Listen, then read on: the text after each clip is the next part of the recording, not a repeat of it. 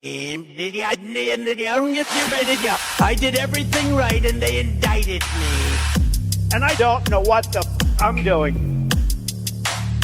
Antifa! Hello, everybody, and welcome to the Katie Halper Show. We are doing one of our daytime streams, which are always amazing. And as you can see, I had a window open of YouTube because I was just too excited and too enthusiastic about this show. I was so excited about it that I wanted to watch it myself. Okay, so we are thrilled to be bringing back onto the show Dr. Mohammad Marandi, and we're also going to be bringing on a guest who is making his Katie Halper Show debut, Mohammad Hesham Harani, and he is based in the West Bank, and he's going to talk about the latest attacks on the West Bank. He does amazing coverage of it. But before we start, please do give this a thumbs up. Always helpful to give a thumbs up. That helps with the algorithm. We've definitely been dealing with some suppression lately, so we want to fight back against that. Also, please do subscribe. And to subscribe, you just hit the bell and then subscribe. And also, the way that you can access bonus content and at the same time support the show is you have two options. Patreon, patreon.com/The Katie Halper Show, or you can become YouTube members. Now, if you are someone who really prefers staying on YouTube, by all means, you can do that. Do that. If you have no preference, really, then we'd encourage Patreon, because Patreon takes out much less of a cut than YouTube does. So thank you, Patreon, for that. But again, either one is fine, and it gets you access to bonus content, extended interviews. And if you want to be part of supporting the show, but you can't afford the $5 a month level of Patreon, which is 25 cents a day, Monday through Friday, you can become members at the $1 a month level. Okay, and because we really literally could not do this without your support. Okay, so we are going to just get going with the show and bring on our first guest, show favorite, Dr. Mohammad Marandi, professor of English literature and Orientalism at the University of Tehran. Hello, Dr. Marandi. Welcome. Hi, Katie. How are you doing? Good, thanks. Thank you so much for joining. Thank you very much for having me. Always a pleasure. My mom was just saying, she was like, he is such a lovely man, and he is so jolly. And she was just kind of shocked, honestly, by your disposition, inspired by it, given all that is happening literally around you. So I think in some ways you're kind of a lesson in resilience on a personal level. And yeah. Say hi to her for me, and thank her for her kind words. Of course. That is a question I have for you, though, actually. How do you stay so, I mean, obviously we see you on screen. And I mean, not that I think you're like yelling and screaming and mean off screen, but how do you maintain kind of your like composure and affect given what is happening around you? Is this almost like an act of resistance?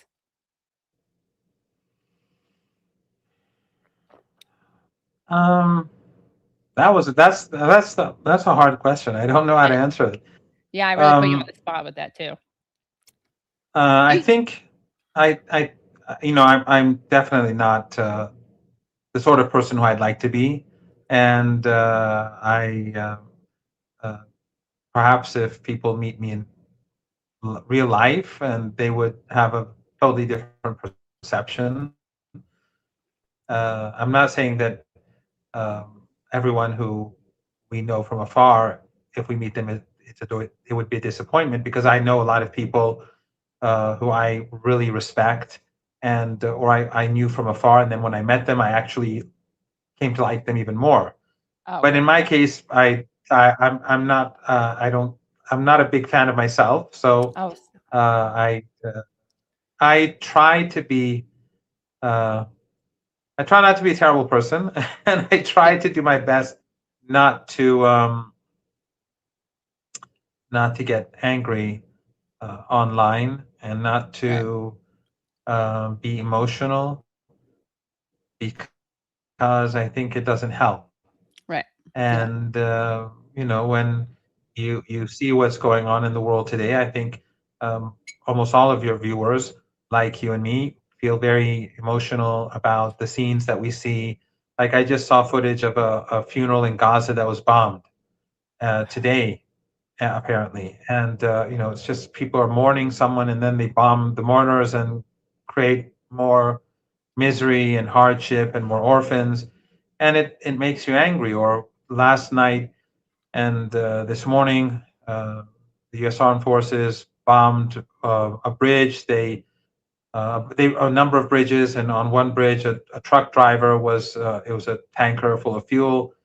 They burned the guy alive. They bombed a tower near Bandar Abbas. A mother was killed and her infant lost an arm. Oh my It's just like every day you hear this sort of thing from Lebanon or in from Gaza or the West Bank, as your next guest will, I'm sure, be informing us all. And but if we become emotional, it'll be used against us. Right. Yeah. Being emotional is a good thing. We're human beings. I mean, Right. it's the emotions are a very good thing, but we have to make sure that we have control over them, and that they're not used against us because or the victims or those who are resisting oppression wherever they may be in the United States, Europe, and Africa, Asia, Latin America. It doesn't matter. But I hope I am not doing a terrible job. You're definitely not. I hope that I'm glad that your mother feels that way, and I'm very grateful for her very kind words. Oh, well, thank you. I will tell her. She'll be very happy to. So let's talk about what is happening right now. You just described the terrible events. Why is Trump doing this right now? What do you think is motivating him? And update us on where we are on the violations of the MOU and also Iran's response to the violations. Well, I'll first speak about the violations, because I think it's really important, because the mainstream media and the White House are trying to depict this as if it is something that the Iranians started. The war, of course, was unprovoked. The siege on Iran was unprovoked. But then we had an MOU, and the United States, in accordance with the MOU, was supposed to carry out certain obligations, and it didn't. From the very beginning, it violated the deal. It was supposed to force the Israeli regime to leave Lebanon and to end the killing. The Israelis haven't budged.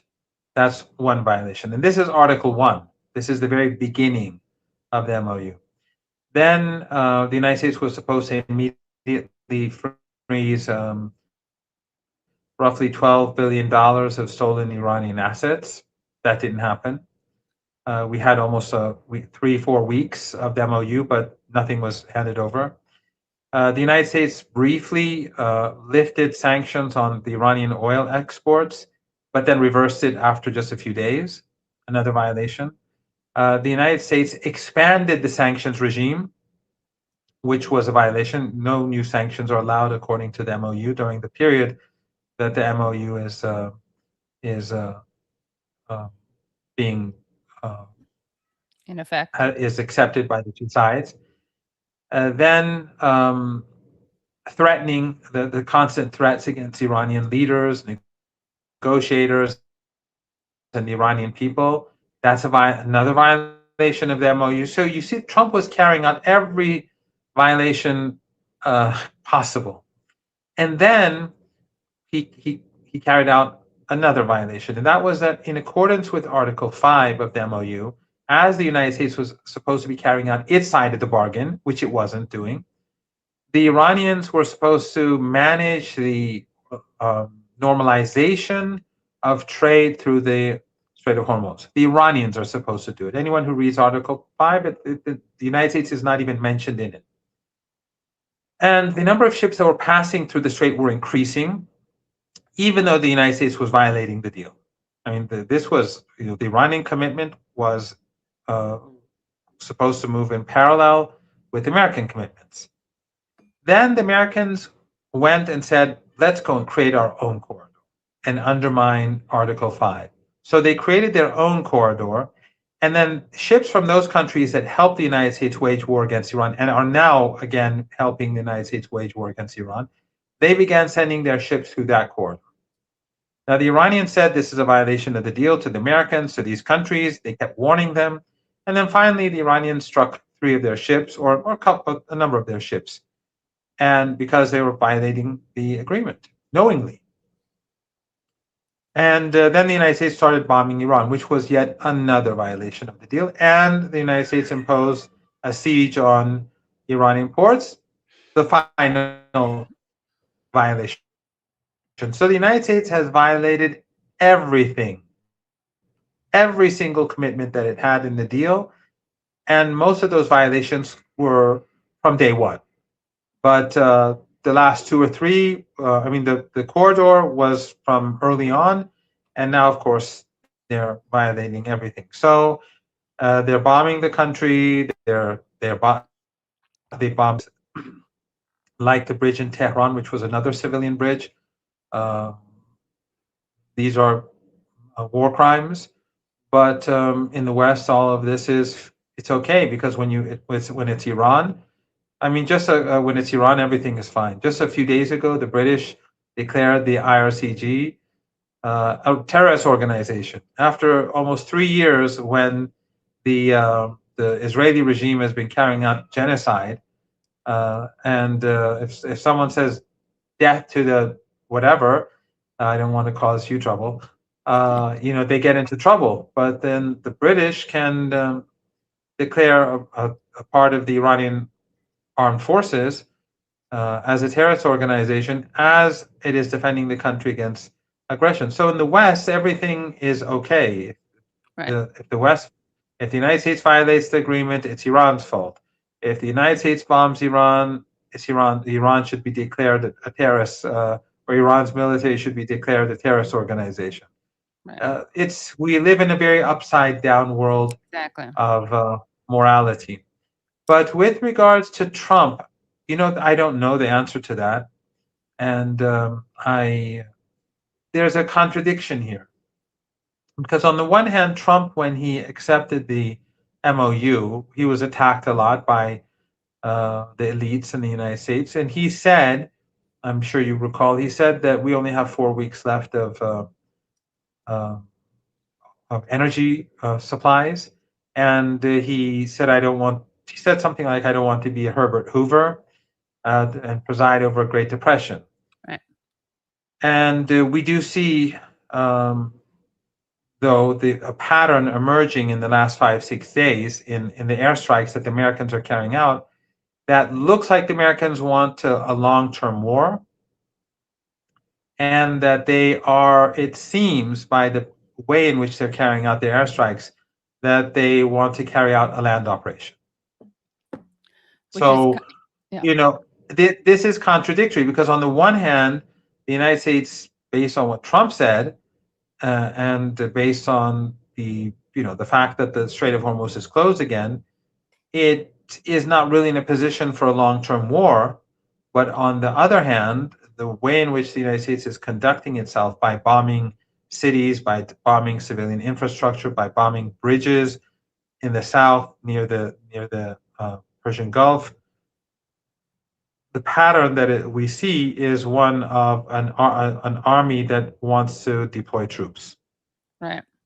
Now, what would happen if the United States did deploy troops? How would that work out? Well, I think we discussed this once before, a couple 2-3 months ago, maybe, I'm not sure, but I may have said this. But the Iranians, when we were at war, the hot war, the first phase, the 40-day war, 4.5 months ago, the Iranians actually wanted the United States to carry out a land operation. Not because the Iranians like death and destruction, but they thought that if the United States does carry out a land operation, they would ultimately fail, and this would bring a permanent end to the war. So some are actually saying that if we had not accepted this ceasefire back then, it would have been better, and just continued to fight and force the United States into that position, and then by now it would have been over. Now, there's a counter argument to that too. Iran was it also needed to rebuild its defenses, society, food supplies, wages, and all that. And actually, the one reason why the Iranian later on accepted the MOU, even though almost everyone was saying that the United States would never implement the deal, the Iranians actually, the Iranian leadership knew that.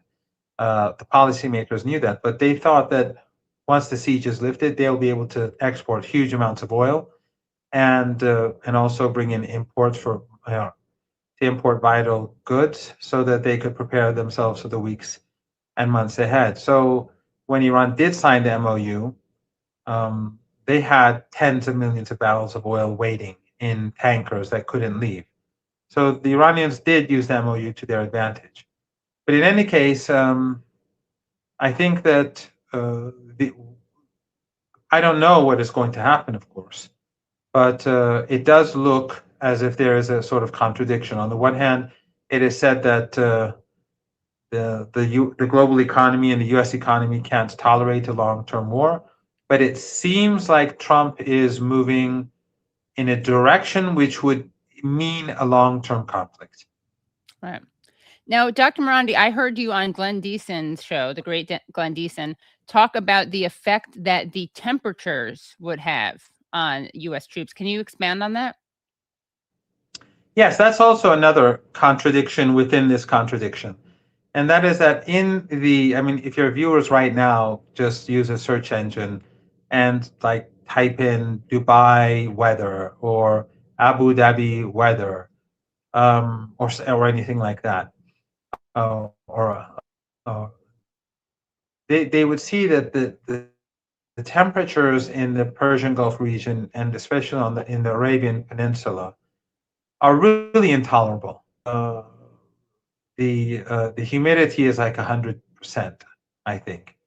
People can look it up. I don't know what it is right now, but this is the worst time to launch a war, a ground invasion, because the heat for troops in their uniforms and carrying backpacks and whatever their weapons, it would be very difficult. And the belief, I thought that if the United States was going to carry out a land operation, it would do so like in October, but not now. But so if they do attack, they would have a very, very difficult time with logistics anyway. But for water, it would be extraordinarily difficult. The logistical operations. So if they do launch a ground attack now, it's not really it's like the worst possible time. Right. But they may do it. I don't know. I don't know what goes on in the head of the of U.S. leaders, but I think often nothing much does go on. But but I think that if they launch an attack, then the Iranians would probably retreat in those areas that the Americans take and not resist very much. And then they would start hitting them from afar.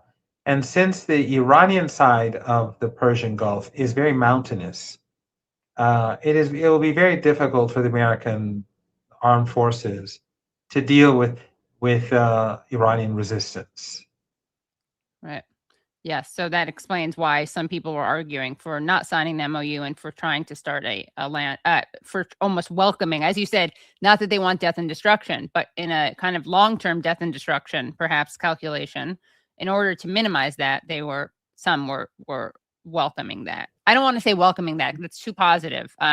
Seeing the strategic benefit in it. That's right. That. Yes. Yeah. Speaking of what goes on in the minds of American leadership, besides, there's obviously a lot of empty space between the ears for these people. But I wanted to ask you about something that J.D. Vance said on a recent Joe Rogan episode.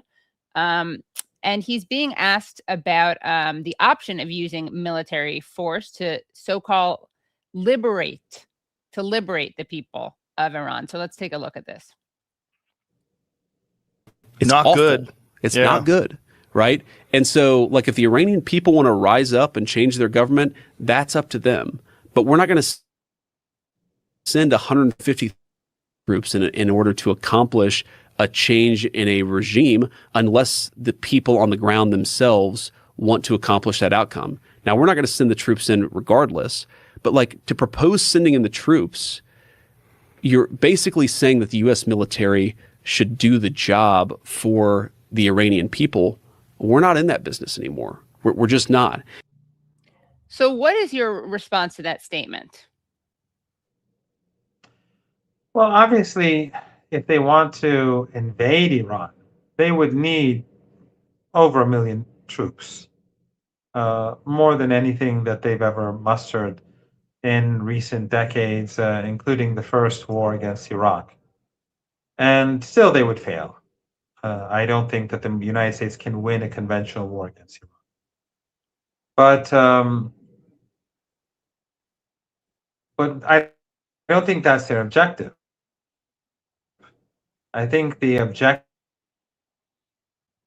is, if there's going to be a ground operation, which I don't know. I mean, it just looks like it, and they believe here that, I mean, the heavy strikes that the Iranians are carrying out in Kuwait and Bahrain based for missiles and drones at these two countries is because they're destroying U.S. capabilities as much as possible to prevent a land operation. But if they do carry out a land operation, I think it's just going to be limited. They want to like take areas around the Strait of Hormuz and say, okay, now we're in charge and the Iranians are not in control. But that's not going to work, because first of all, the Iranians can strike from the other side of Iran with their missiles and their drones. Second of all, the Iranians have missile and drone bases, underground missile and drone bases across the country, and the Americans can't do anything about it, as we saw in the 40-day war. During the 40-day war, they kept saying, we've destroyed their missiles, we've destroyed their drones. They didn't destroy any of them because they were all deep underground. Even now, when the Americans say we destroyed a drone depot, that's just nonsense. Iran does not put there are no depots on the ground. Everything is underground. Right. And the problem is that the United States does not have that advantage. All U.S. assets are on the ground on the other side of the Persian Gulf, because they designed those bases, whether in Jordan or in the Persian Gulf region, on based on the world that we lived in the 1990s and 20, 30 years ago, when there were no missiles and drones like now.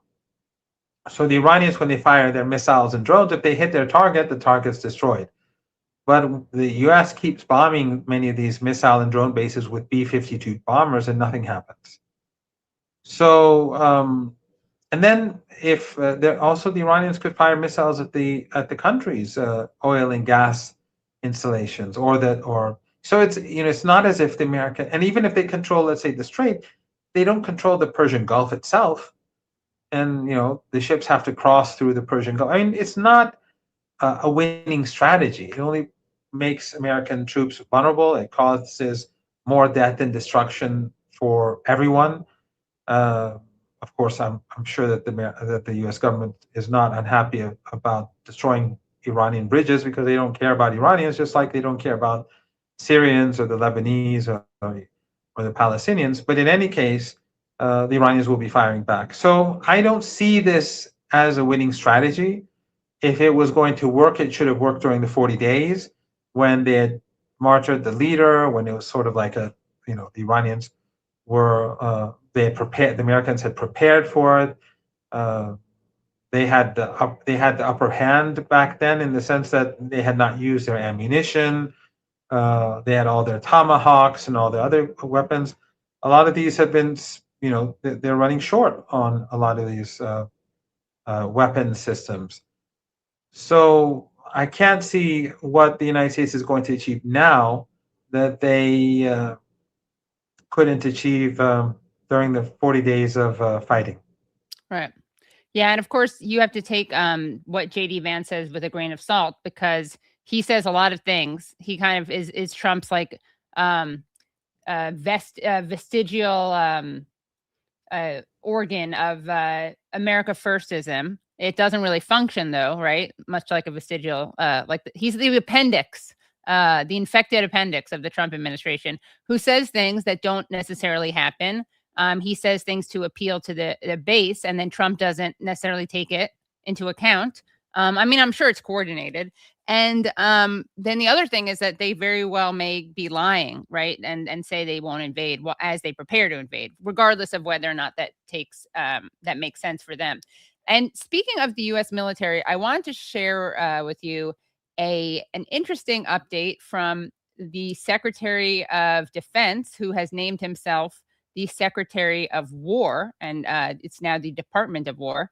I want to show you a clip of Pete Hegseth with an interesting announcement. Okay, 1 second, please. Okay.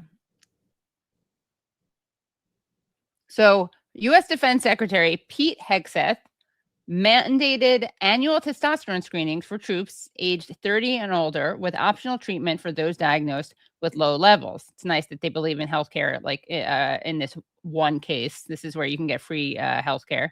Okay, so let's take a listen to this announcement. I'm authorizing a new screening program. I had muted him. What a metaphor. I wish I could mute him forever. Okay.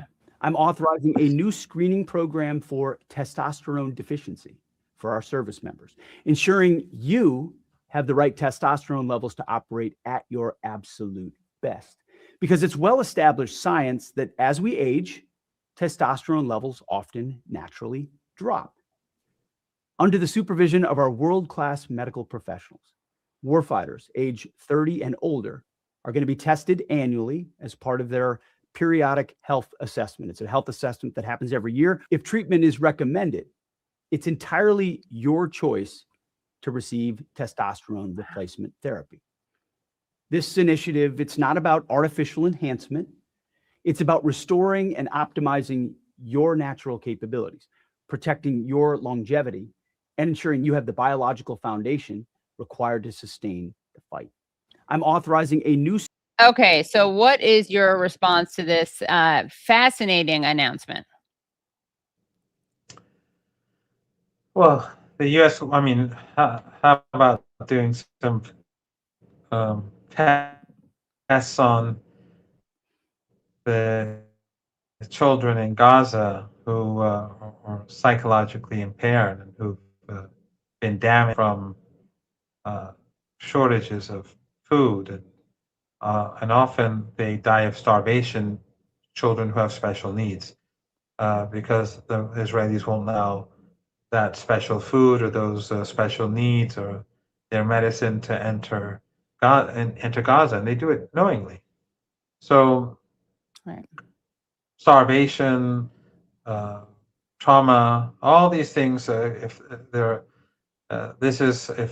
United States if the United States government had any sense of morality, they think about all those children whose lives that they helped destroy. I mean, it is their genocide. The same is true in Lebanon. I mean, they've carried out a genocide in southern Lebanon. They killed about 5,000 people. When I say they, I mean the Israelis and the Americans, because the Americans are, without the Americans, the Israelis are nothing. So they don't have those capabilities. Right. So yeah, I mean, it's all about war and killing and murder and slaughter and testosterone. Go into Cuba, go take Venezuela. It's it's sort of like we've gone back to the 18th century. There's no more, facade. There's no restoring democracy or human rights. It's just, we take Venezuela and we're taking the oil. We take Iran, we take the oil. We impose a siege on the region. We'll take 20% cut. Everything is like in the past. You slaughter the population. I mean, you would think that the term, when you say genocide, people would shake. And now we just say it every day, and even the term genocide has been normalized. First, they were denying that it was genocide, and now they just, when you say genocide, they just walk away. Right. It's like it's not important. So we are living in very dark times. I'm not a pessimist, as you know, but I'm just saying that as a response to what he says, everything about the U.S. government is death and destruction and the stock market. Right. And the government is stealing openly, insider trading, the Trump family making billions of dollars in our region, making billions of dollars by milking these Arab regimes, but nothing, even the facade that Obama used or would use of human rights and human dignity and international law has just been thrown in the trash can. Right, exactly. So I also think it's interesting because it's one of these things where he's trying to come off as macho and present the military as macho. But I mean, according to his logic, where testosterone is synonymous with machismo, he's actually showing that they're kind of deficient, right? That's basically the premise of what he's saying. And I'm sure he doesn't realize that.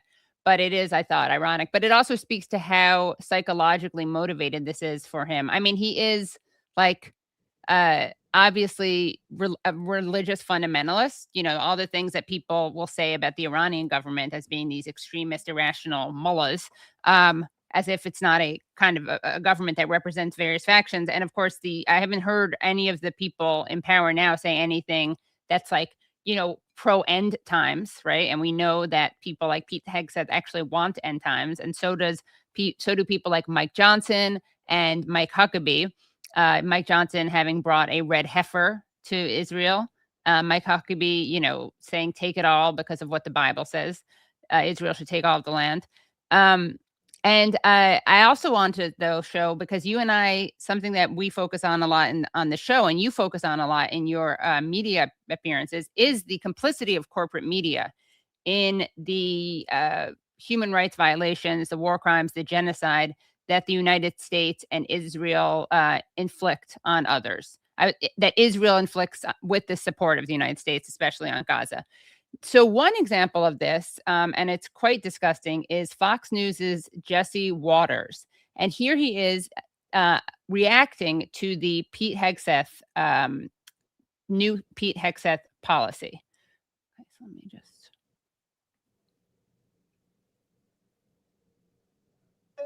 He says you lose your endurance, muscle mass. So yeah, I want these guys on it. But you know what's going to happen?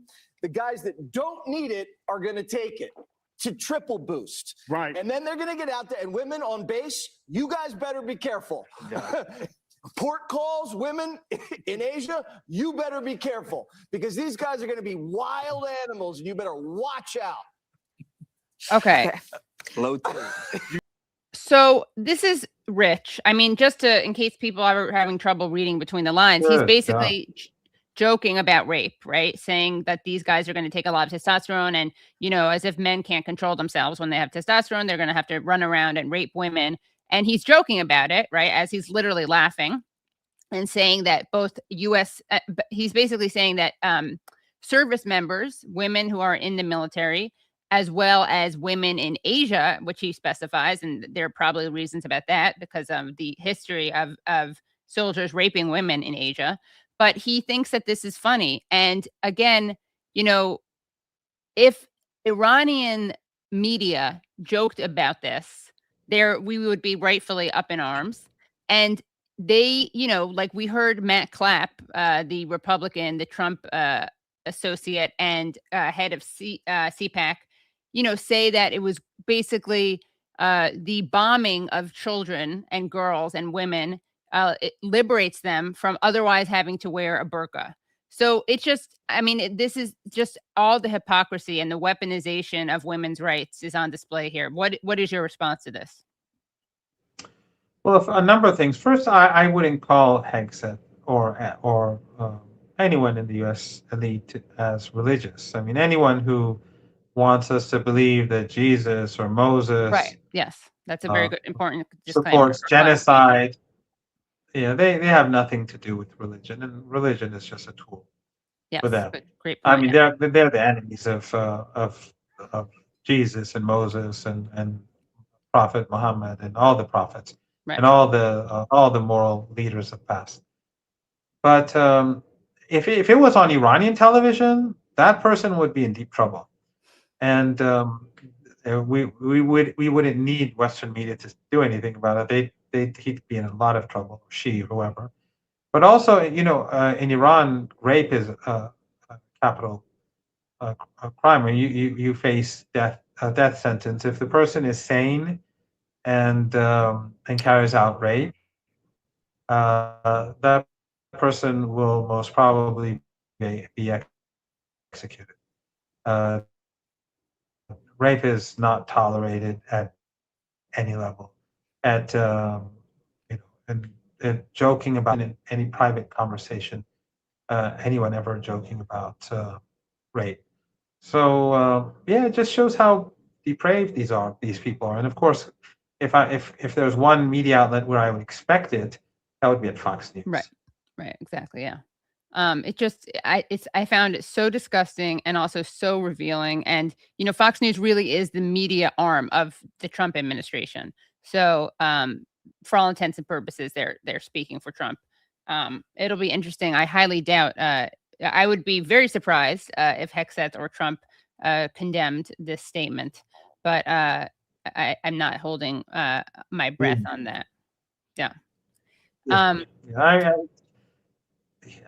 mean, it's sort of like what I was saying before about the facade being removed. It's sort of like it's being removed on multiple facades are being removed, both at home and abroad.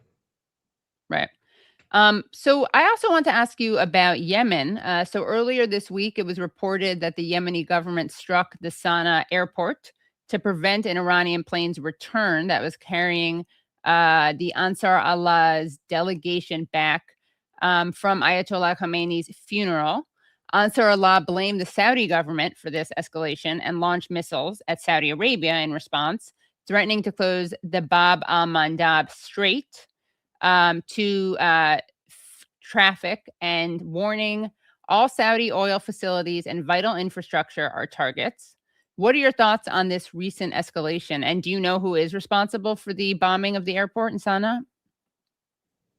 Yes, it was Saudi Arabia, but it is said that the Americans put pressure on the Saudis to do this, which I think was very foolish, because they've pushed the region closer to war. I mean, this was a civilian aircraft that was taking a delegation back home, and then they bombed the airport as the airplane was about to land. This civilian aircraft, like the crew, they're like an ordinary crew, which you see when you get on any international flight. So it was very dangerous, and it angered Iranians enormously. And of course, it outraged the people of Yemen. And so the Yemenis struck back. And now, today, there's a huge gathering in Yemen, in Sana'a, the capital, in outrage at what happened. And they're now very close to war with Saudi Arabia. And I have no idea why the United States, Trump and his people are not very smart, but provoking Yemen and now at a time when the Strait of Hormuz is closed is not the smartest thing to do, because if they start striking oil facilities in Saudi Arabia or tankers going to or returning from Saudi Arabian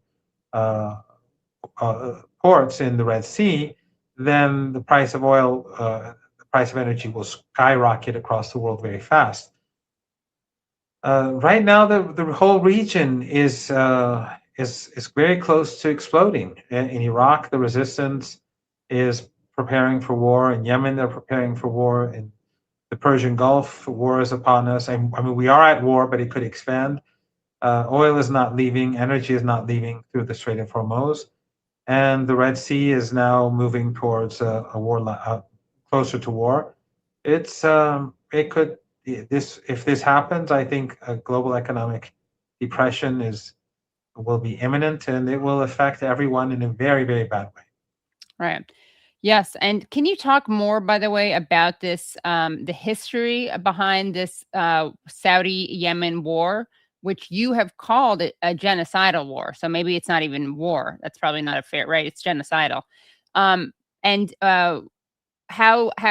this history, which is not known, some people like Bernie Sanders and Ro Khanna, and even actually Republicans have worked on this.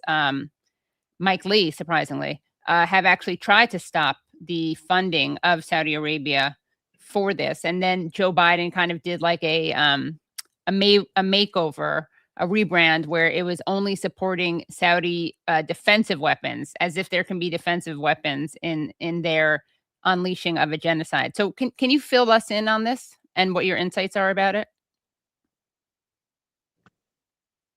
Well, Saudi Arabia treated Yemen as its backyard, and they were in control, and they kept it very poor and broken. And then in the north of Yemen, people rose up, and they took Sana'a, the capital, and the Saudis forced a UN resolution, basically because of their clout, saying that the government in Yemen that was overthrown is the internationally recognized government. Right. But that so-called internationally recognized government is in Riyadh. And it's only because of corruption and the Saudi wealth that they got this UN resolution. In 2015, the Saudis began a genocidal war on Yemen, and Obama gave them the green light. And they besieged the country. The collective West supported them. The region supported them, except for Iran. But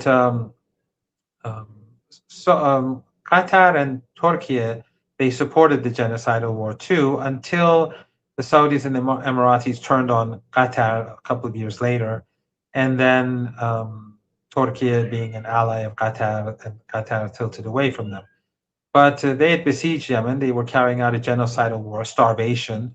I recall a former U.S. military official saying that he was on a boat, he was on a military vessel in the Red Sea, and that the U.S. vessel, and they stopped this boat that was taking medicine, smuggling in medicine to Yemen, and they dumped all the medicine into the sea.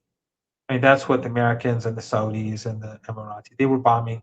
The Saudis were bombing, and the Emiratis were bombing weddings. They were bombing schools. They were bombing funerals.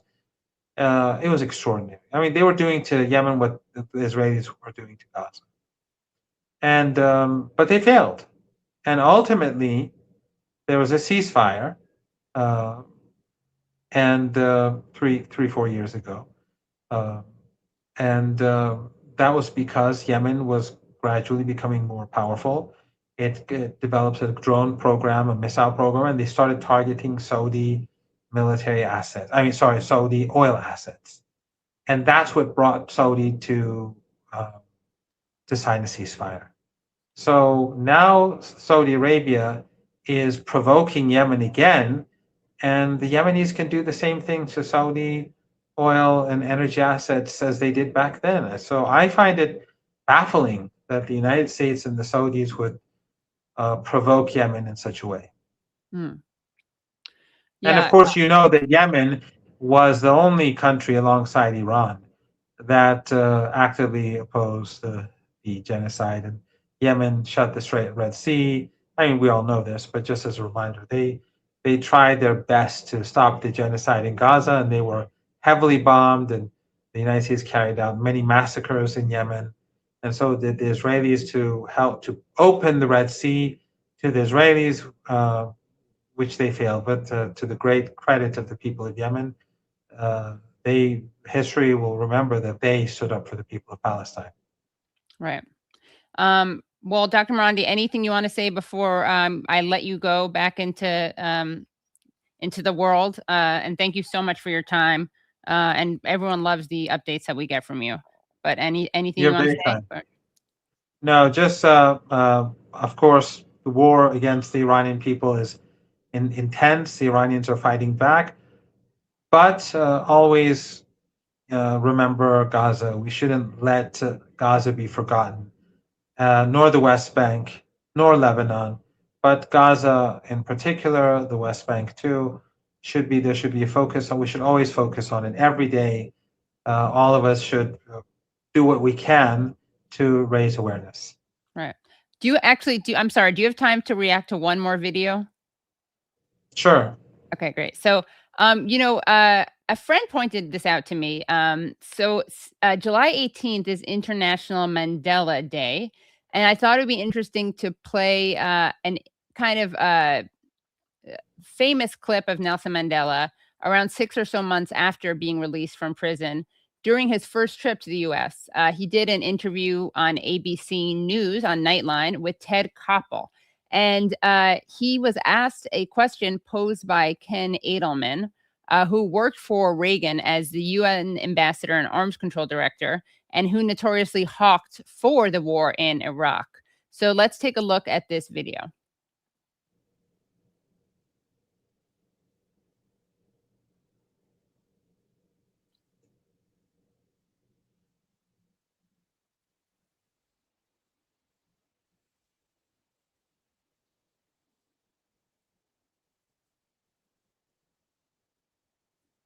One second, please. Sorry about this.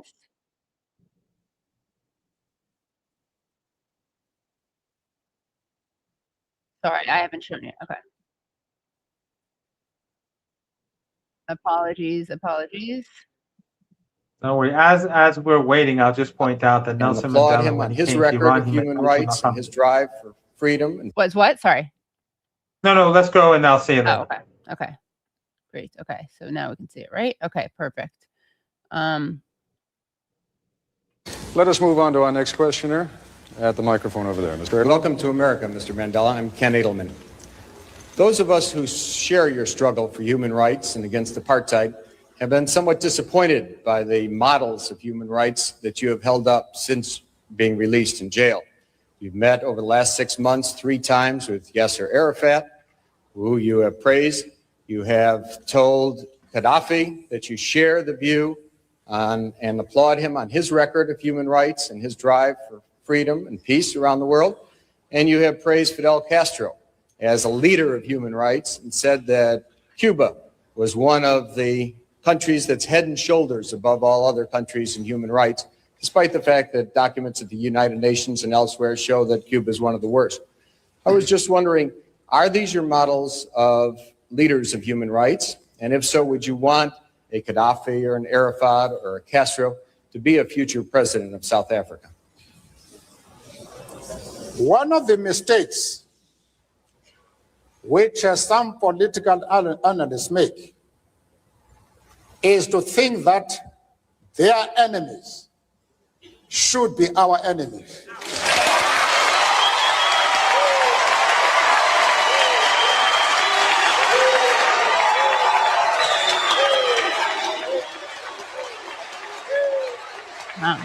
Look at that.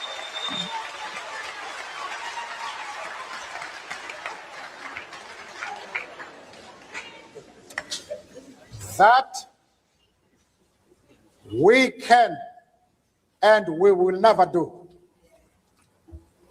We have our own struggle, which we are conducting.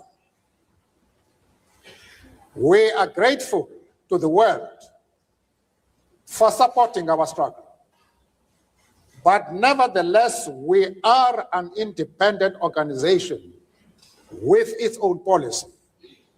And the attitude of every country towards, our attitude towards any country is determined by the attitude of that country to our struggle.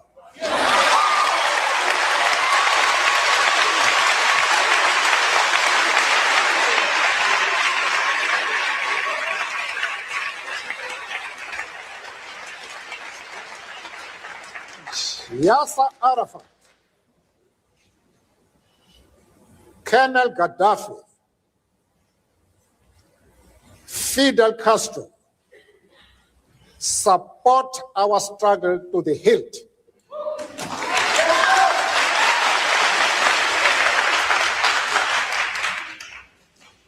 There is no reason whatsoever why we should have any hesitation about hailing their commitment to human rights as they are being demanded in South Africa. Our attitude is based solely on the fact that they fully support the anti-apartheid struggle. They do not support it only in rhetoric. By the way, I just want to point out this is Jesse Jackson and Mayor David Dinkins in the audience. Struggle. They do not support it only in rhetoric. They are placing resources at our disposal for us to win the struggle. Harry Belafonte. That's Harry Belafonte. That is the position. The great Harry Belafonte. So what the is U.S.-Israeli attack was to prevent... What is your response to that rather incredible clip? Which did not feature Well, I've Amy seen Goodman. that clip. And it's... Well, you know, I'll just mention 2 points. One is that he failed to mention the questioner, Iran, because Nelson Mandela came to Iran. And later on, you can show that clip. When he met Ayatollah Khamenei, he called him my leader. And in Iran, he came to my university, and he was given. I was a university student back then, and they gave him an honorary doctoral degree in a ceremony at the University of Tehran. So that was the only ceremony that I recall ever being in for a doctoral degree at the university. So, but also another thing is that Nelson Mandela, when he said this, he had to get special permission to enter the United States, because according to US law, he was still a terrorist. Right. And after he became president, he was still a terrorist. And after he had retired, and the ANC too. And after he retired, he was still a terrorist until near the end of his life, he was finally removed. So the United States never supported the apartheid. They never supported the resistance against apartheid. Iran did. Actually, Ayatollah Khamenei, who Nelson Mandela met, and as I said, he called him my leader, he traveled to the frontline states in Southern Africa to give them support when he was the president of Iran. So yes, I mean, the hypocrisy of the elites in the United States who were never on the right side of history and pretend that they were after the situation evolves. I mean, I'm sure that the day when Palestine is freed, one of the American elites will be the first to go and take pictures with the Nelson Mandelas of Palestine, whenever that day arrives. Right. Yes. And they always are complaining there's no Nelson Mandela of Palestine. That's the problem. We actually have this clip. It's like less than 30 seconds. Shall I show it? Sure. Okay, great. Okay.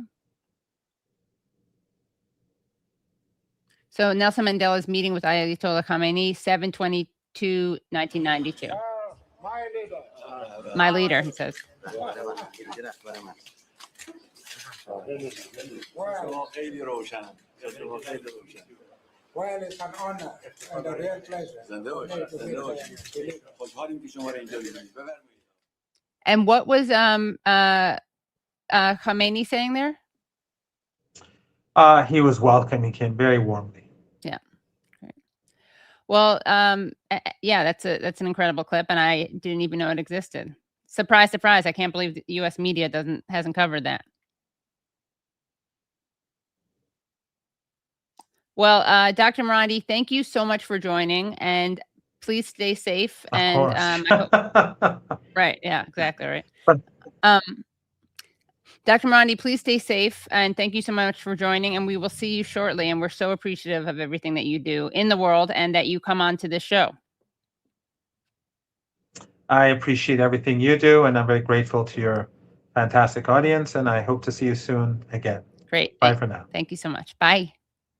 Okay, that was wonderful. Always love speaking to Dr. Marandi, the hardest working man in Iranian, well, I guess not Iranian media, but in terms of speaking with the media about what Iran is going through. And we are going to, if you haven't already liked this stream, please do like it. And again, I'm not doing this for personal validation. It is to fight back against the algorithmic suppression that we face for having on guests precisely like Dr. Marandi. Some of that may, if you're watching now, this announcement may apply or may not apply. But in case it does, if you're watching now, you're in luck, because if you were watching live, you got to see that whole thing with Dr. Marandi. And if you're watching later, there will be Patreon only that you can access by joining our Patreon at patreon.com/The Katie Halper Show, patreon.com/The Katie Halper Show, or by becoming YouTube members. So you'll be able to see the full stream with him. Also, amazing full interview with one of our guests from this week, Ukrainian professor Marta, who spoke to us about basically why Zelensky has become so corrupt. It's just a really fantastic full interview. Marta Havryshko. So highly recommend joining Patreon or YouTube membership for that. Okay, now we are going to bring on our next guest, and I'm very excited and honored to be speaking to him. He is a Palestinian journalist and activist fighting to save his community, Masafer Yatta, from forced eviction. And his name is Mohammad Hesham Huraini. And we're going to see some of his footage as well. So, Mohammed, please turn on your camera. You got it on. And I'm going to bring you on. Welcome, Mohammed. Hi. Hi. Thank you Nice so to much meet for you. joining. Thank Yes. you for hosting, actually. Of course. We were blessed to have you on Useful Idiots a couple months ago now. And so I'm very excited to have you on this show. I want to start off by just kind of introducing you to our audience. And your pinned tweet, I think, is very instructive and says a lot about what is happening in the West Bank, in your community, but also what you do in that community. So do you want to read this out loud since you wrote it? So, yeah. I have been arrested more than 3 times in my life. The first time I was only 14 years old. I didn't understand what was happening. Dozens of soldiers stormed my village, the village of Tuani actually, and took me without any charge. What occasion could there be against 14 years old child? Since then, I have been arrested multiple times and detained dozens of times. This continues to happen because I choose to speak the truth and document what is happening in my community: home demolitions, attacks, and the ongoing efforts to displace and destroy my community, Masafer Yatta. I will continue to document. I will continue to speak. And yeah, this was the tweet that I have been sharing. Yeah, and then you have a link, and we will share that link. And I want to actually show video of some of these arrests that you describe. Yeah, actually, these videos of the arrest, it's happening recently. It's start to happen to me, especially after the 7th of October 2023. But the one when I was arrested, 14 years old, unfortunately, at that days I didn't have a phone, and we didn't have a real journalist or activist that goes around. Since that moment, I realized and I decided to become a journalist and an activist to document what I have been passing through and what is my family, my community, my people here in the community and in the West Bank in general, what we are passing through. So this is like not really recently these videos, but it is like an example for what is happening for the Palestinians, journalists, activists, and Palestinian civilians in general. Okay, great. So we're going to watch this.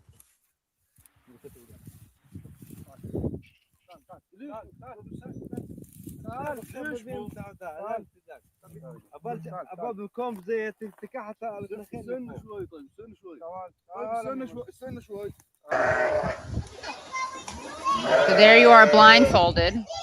Yeah, I was blindfolded and handcuffed in this video.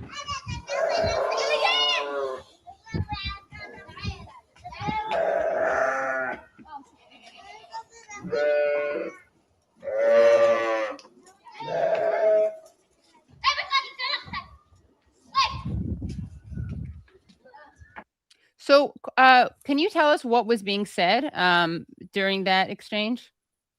So actually, the video that you have seen, it was I made it on the phone, like I connected together because it was not just the one arrest; it was 2 times of arrest. Right. So this video, it was not just for one arrest; it was Right. for 2. One, I was arrested at Sunday, and the other one in Thursday, which is the same week, Right. by the same settler soldiers who have been called himself Benny. This is what he have been calling himself always, and he live in the outposts that it's just 300 meters away from my house, the house that I'm talking with you from now.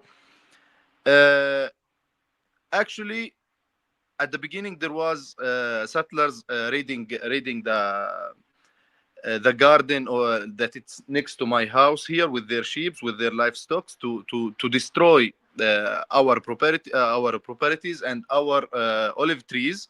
So I decided to take my camera and go out to film what is happening. Then I decided to call the police, which is, I know that they will not do anything, but at least to do something, because I was watching our trees, our land is getting destroyed in front of my eyes. So I really didn't know what to do. So the moment I start to call the police, and the moment I start to document the settler and to document all of these things, I saw an ATV that come towards me. Then I realized it was that settler soldiers who call himself Benny. He asked me, like, give me your ID. Like, directly he came toward me. Give me your ID. I asked him, but why you need my ID? Meanwhile, you see that I'm in like just a few meters away of my house, and you see a settler here with his livestock destroying my land. So you should ask him to give you his ID. Who is he? Why he is here? What he's doing here? Just because of what I said and because of the response that I said, he felt that I'm saying the reality and the truth, but he doesn't want to believe it, and he doesn't want to hear anything from me. The important thing is to do whatever the settler feel comfortable from him to do. So he decided to push me at the moment. Then my uncle came, the one that you saw him in the video, and he was asking him, like, why you want to take him? Why you want to detain him? What does he do? Then he told my uncle he refused to give me his ID. I told him, but I didn't refuse. The only thing I said, that you are not allowed to take my ID from in my land. Meanwhile, you are seeing that there are settlers here. This was like the whole discussion about.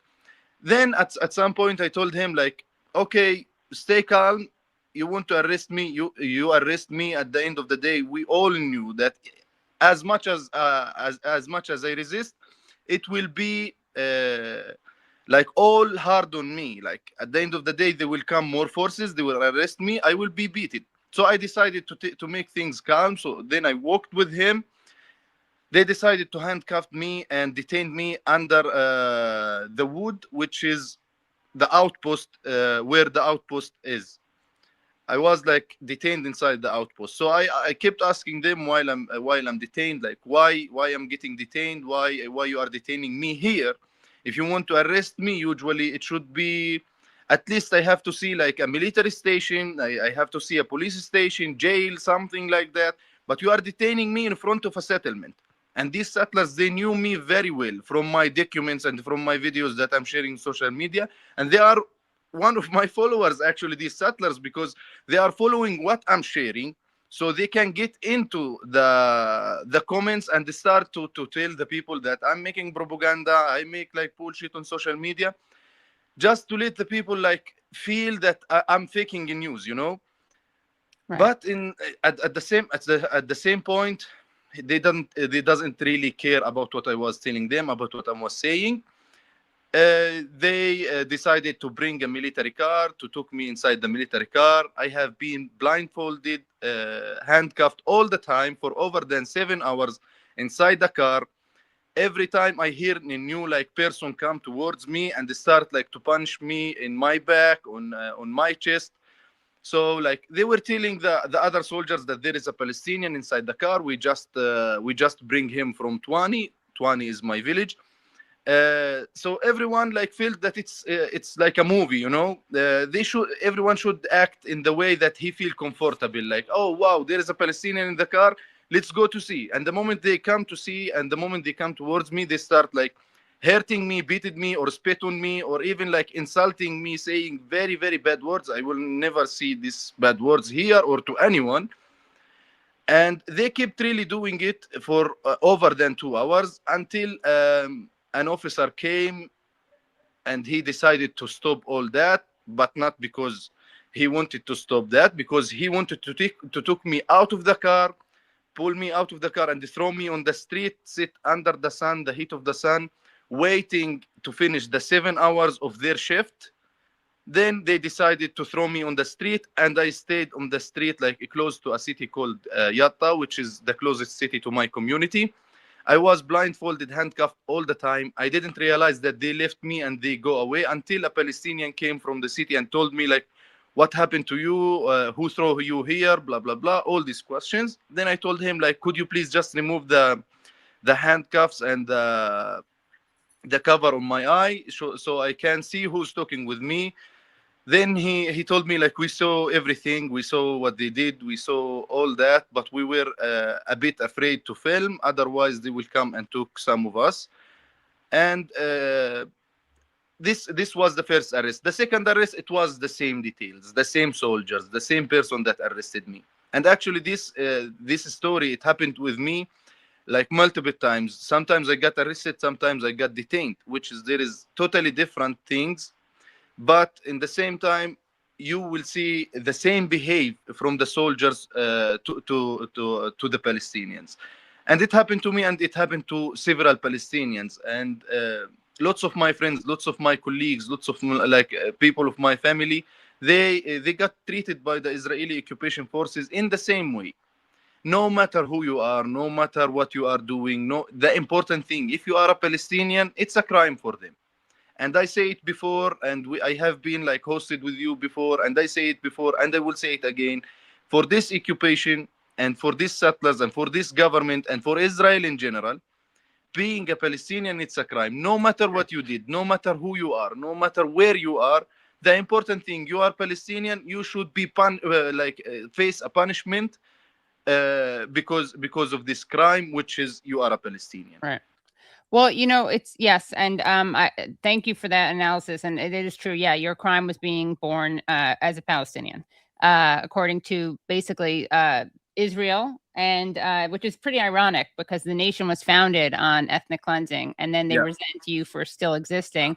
I want to just say there's some haters in the chat, and I have to point it out because one of them said, you have no right to defend yourselves, you Nazis. And what I assume he of course that applies to the Israelis, that because ironically, according to international law, and a lot of people don't know this, the occupied people have the right to self-defense and armed resistance. Sorry, you may not like that, especially the person in the chat who wrote that. But the irony is that what you just said applies to Israelis, not to Palestinians. And the Nazi comparison, which Israel gets so offended by, unfortunately for Israelis and their defenders, is made by people like former defense ministers.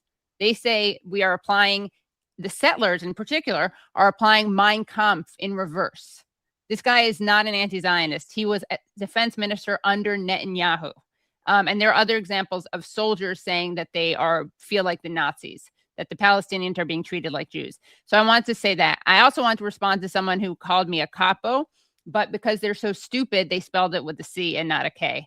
So I believe in you. You can do better, and keep up those Nazi comparisons and Holocaust comparisons that anyone with a working brain knows applies to the Israelis and not to the Palestinians. And anyone who calls the Palestinians or Hamas Nazis are just showing their ignorance, basically. So, but back to your amazing work, Mohammad. Let's take a look at some other videos that you have that capture what's going on. And also, you don't have this video, there's a video of a settler soldier beating a dog to death. Yes. I'm not saying, obviously, it's very disturbing. I mean, that's not more disturbing than a human being killed. But like, what possible excuse could they have, justification for arresting a 14-year-old? what possible justification can they have for beating a dog to death besides like just sadism? So first of all, here we mostly live in like villages and like small communities. There is people that they have dogs because they like dogs, and there is people like I'm talking about Palestinians now. I'm talking about ourselves. For me, I like both things that I'm going to say, but I don't have a dog, but because we live in a community and we live in villages. I'm listening. I'll go off stage. You'll see why. Yeah. So in the villages, these dogs are really necessary because they are used kind of a security for the houses, and they will be like really useful and important to be in a Palestinian house, which is close to an outpost or a settlement, or like a place where the settlers are really have lots of movements around these houses and around these villages. So actually this dog, I really forget the name of the dog because this video, it's not from my community here, but it's here in the West Bank. I really forgot the name of the dog. There was a raid on the village, and this dog was barking a lot because this raid reached the house of the owner of this dog. So the moment the dog realized that there is a danger, there is a stranger that came toward the house with a stick, and he was masked and covered totally, the dog started barking at him to let him move away. Right. And this happened everywhere. Like every dog here, when they start barking really in an aggressive way and a crazy way, everyone in the community, everyone in the village knew that there is a settler attack. Right. So it's like an alarm. Exactly. So the moment this settler reached to this house, he felt, I don't know how, but because these people doesn't have even a drop of humanity in their hearts, they doesn't even like care or, sorry for this, to give a shit about humans. They kill humans. So to see an animal in front of the house, and because it was also a Palestinian, this dog was a Palestinian. Right. We are going back for the crime of this dog. It was because he was a Palestinian. It was not just about humans or Palestinians themselves that they live in the villages. He started to beat this dog very, very violently, and he attacked this dog till death, actually. So until disgusting. Death with a stick, with a baton, right? Exactly. He had a stick, and in the video it's clear when he was beating the dog with a stick. Yeah, but actually I want like to explain one thing about what happened after this. And I'm sorry, I called him a settler soldier. He was just a settler that we know of. Maybe he is. Who knows? But yeah. Yeah, settler soldiers are not really like shown, and you will never realize them except if you know this settler and if you saw him before with a military uniform. Right. So he could actually be, right? Because he was masked. So for all we know, I mean, they could be. Yeah. Okay. They come masked because especially these days, Israelis, when they want to have a vacation or something, they go to Europe, they go to the US. Right. And when they start to understand and realize that the people in the world start to wake up and understand that Israel are doing crimes in Palestine, and Israel are killing people in Palestine, so they mask themselves. So the moment they travel, they will not be recognized or realized by people around the world. Right. And also one other thing is that, you know, while a settler will beat a dog to death on camera, a soldier wouldn't want to. Like, they would probably get in trouble because, as the great Mohammad Shahada has pointed out, like the only recent soldier in Israel who's been disciplined or arrested is one that microwaved a frog. So they would probably be more upset about, you know, you don't get punished when you kill a Palestinian, but they may not like it they may have to, if he was an official soldier, do something about it for beating a dog to death. Anyway, I'm sorry. Keep going. Yeah. So. Oh, and by the way, I have to show you this guy. He's an ally. Yeah. And he's not wearing it now, but Bucky got a haircut, but he does have a keffiyeh that we usually put him in. Yeah, that sounds nice. Actually, yeah, I told you I really like dogs and cats. I love dogs so much. I really don't have one. I just have a little cat. So the rest of the story of this dog actually the settler that beat the dog, he was interrogated. And there was a very, very, very big mass for him because he beat the dog. There you go. Right. Yeah. Actually, I'm not saying that because I want to defend this government or I want to defend the police. No, I just want to let you see how when the videos start to be in public. Right. The power of journalism, basically. Exactly. Right. Yeah. When the video got on public, they start to act like, we will do. At the end of the day, the settler still released and everything is okay as he did nothing, all fine. But comparing it to us as Palestinians, how many Palestinians got killed in the West Bank? How many settlers that shot a Palestinian got interrogated after killing a Palestinian? No one. Right. For example, my friend Awdah Hathaleen, who was murdered in last year in May by a settler called Yonon Levy, and this settler was sanctioned by 8 countries in the world. And after Donald Trump won the election, blah, blah, blah, it's 7 countries because Donald Trump removed all the sanctions from all the settlers here in the West Bank. Right. So Biden had actually, I mean, it was totally insufficient, but Biden had sanctioned this settler.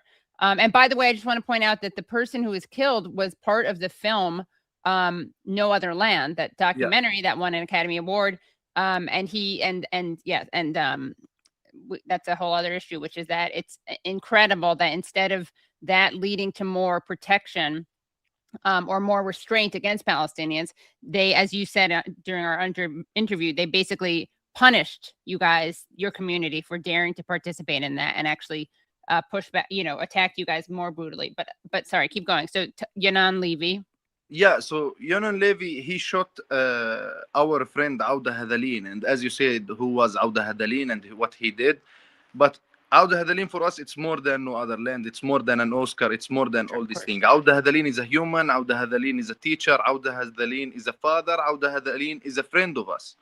He was part of us. He was killed by Yonon Levy. And what was happening to Yonon Levy? Yonon Levy was taken by a police jeep after like a few hours when he shot Awdah Hathaleen. When you heard he was taken, you thought that he was arrested, but no, he was taken from the community. So nobody will put all the suspicious issues on Yonon Levy. So everyone will say we don't know who shot Awdah Hathaleen. Because Yonon Levy was not there. This was the excuse of the police. Right. This is what they said. But he was taken by camera, several cameras was on the community. It took the moment when Yonon Levy shot Awdah Hathaleen with his small pistol in the chest of Awdah Hathaleen. And what happened to Yonon Levy after that? Nothing. The next day, Yonon Levy came back with 3 bulldozers to destroy half of the village, which is close to the settlement that called Carmael, to build a new street for bicycles because they want to do biking in front of the Palestinian villages. So, and the street now is ready and most of the houses are demolished. And just 2 days ago, there was another house demolished just because they want to let this street, and it's a street for bicycles only. And the only one that can use it is settlers. They use this street just to do I don't know, to change their vibes at some points because they feel it's a hard life, just keep attacking Palestinians. No, at some point these people have to enjoy their time. They enjoy their time with beating Palestinians, killing Palestinians, in the same time harassing Palestinians. It's something they feel something amazing for them. And this is just something really comparing what was happening after the settlers that beat the dog and after when we Palestinians, when we humans are getting killed, how the things are and the difference between this fascist government reacting. Right. Yeah. Well, it's absolutely disgusting. And not to mention, we're going to have on the show Tara Alami, who's a Palestinian who's part of the Palestine collective, feminist collective. They just released a report on the sexual violence committed by Israel. And among the most disturbing things is the fact that we know that Israel has actually trained, it's so uncomfortable even saying this, Israel has trained dogs to rape Palestinians. Yeah, and we saw that for the hostages that they were taken from Gaza, and they were like taken as hostage during the genocide in Gaza, and they took them to the borders of Gaza Strip when they built the new prisons on the borders of Gaza, and there was videos that it was published on social media. Meanwhile, no one of these like of the country leaders take a serious action when there was dogs and when there was soldiers raping a Palestinian prisoner in front of the cameras. Right. That's State Haman, right? Is that the one you're referring to? Exactly. Yeah. And right. and he was really, and can't like it's start to be something normal for the world hearing, like he said it before. Dr. What was his name? Marandi. Dr. Marandi, he said it before, like there was the word of genocide, when the people hear it, they were shaking, but today it starts to be normal. And yes, I agree with that. And also the word rape, when someone hear it, it's really something really crazy. It's something feel like drop fear inside your heart, like, and something that cannot anyone that feel himself as a human think about this thing. But in the same time, it's start to be something normal. Men's are getting raped, women are getting raped, and they are getting raped by other soldiers, by dogs as well. Yeah, so, it's absolutely disgusting, and it's also just like it's repulsive. And Israel likes to pretend that, like, you know, they care about animals and they're so evolved, and like Palestinians don't. I mean, it's again, it's every accusation is a confession. And yeah, we're going to talk about this next week with Tara Alami, because one of the other things to know, I mean, as you do, I'm talking to the audience, is that rape was used since the beginning, since 1948. I mean, there were massacres on towns, and you know, we know this happened from diaries of like Ben Gurion talks about it, the first prime minister of Israel, and we know about it. And there's this documentary Tantura where they talk about this also. So it's not deniable. But yes, the fact that rape has, and you know, we talk about it a lot on this show, that the reaction in Israel to the video being leaked were protests, not protests against the rape, protests against the attempt to hold the rapist accountable. And then you have a member of the Knesset saying publicly, not on a hot mic, but saying publicly that it is legitimate to insert sticks into people's rectums. And then you have a rabbi blessing, the rapists, and then they become like stars of late night television in Israel. Yeah, exactly. And they are going up on cameras like masks and telling the people fake stories that like they are innocent and they did nothing, and like this is just fake news, blah blah blah. Meanwhile, they are now superstars. Instead of being superstars that they should be ashamed. Right. They should be really ashamed of what they are doing. But no, they are using this propaganda, and they are like the kings of propaganda to get the superstars and to get known around the world. Like we did nothing, and it's all about Palestinians and what they are doing and about the lives of the Palestinians, blah blah blah. This is what they are saying always on media. Right. And of course, there was coverage of this before, but it really took hold of the public, mainstream public, when Nicholas Kristof wrote about it at the New York Times. And now there's a Wall Street Journal article about it. So we're going to look at some more of these videos that you captured, and I'm going to pull them up, and then just before. So you want to set this one up, and then we'll play it. You can just set them up before I play them if there's anything that needs to be said. Yeah. So. Actually, look, if we watch it, because there is something very huge that it's happening about demolishing and all these things. So if you turn it on and let us see it, then we can talk about it. Okay, great.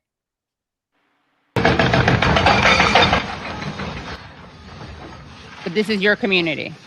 This is in my community, yes. And there's the house that's being demolished. Yeah.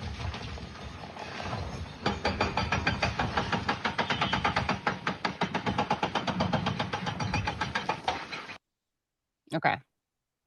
So yeah, the video that you have seen, it's our daily life actually, and this video, one of 100 of thousands of houses and hundreds of thousands of videos that was taken for more than thousands of houses that was demolished by Israeli occupation government.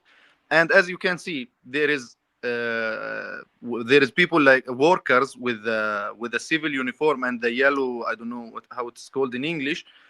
These workers, they are settlers, and they came with the protection of the Israeli occupation forces. You saw the Israeli forces. They are making a line in front of the Palestinians after they kick them out of their houses. They make like a line, a huge line.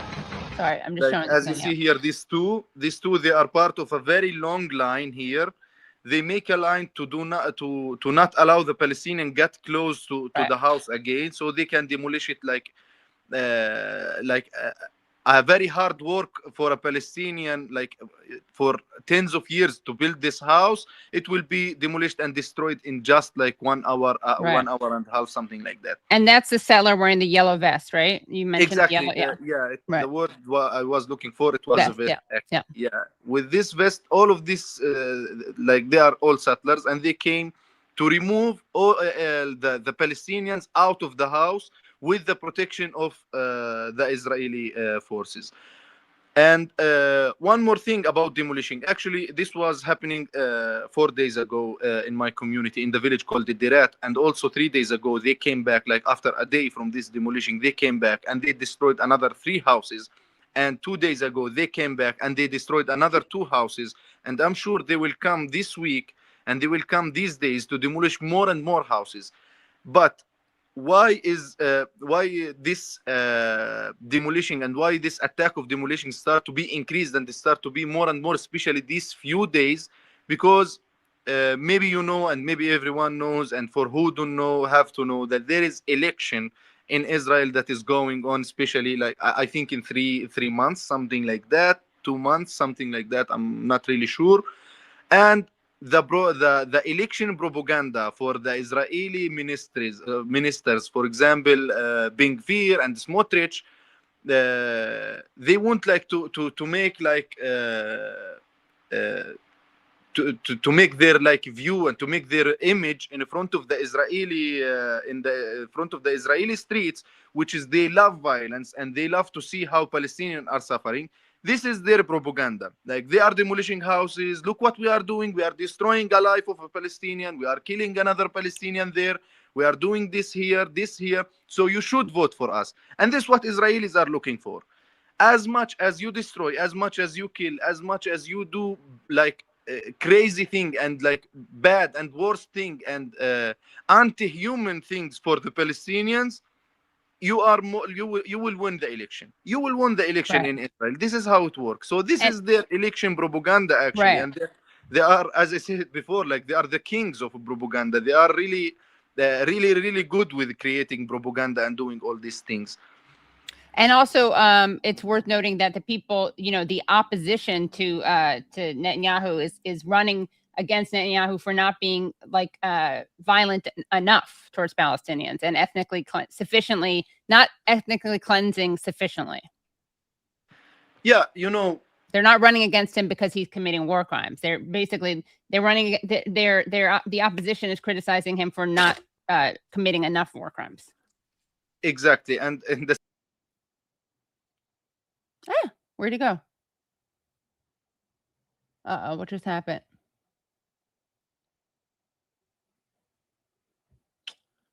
We lost him. Hold on 1 second.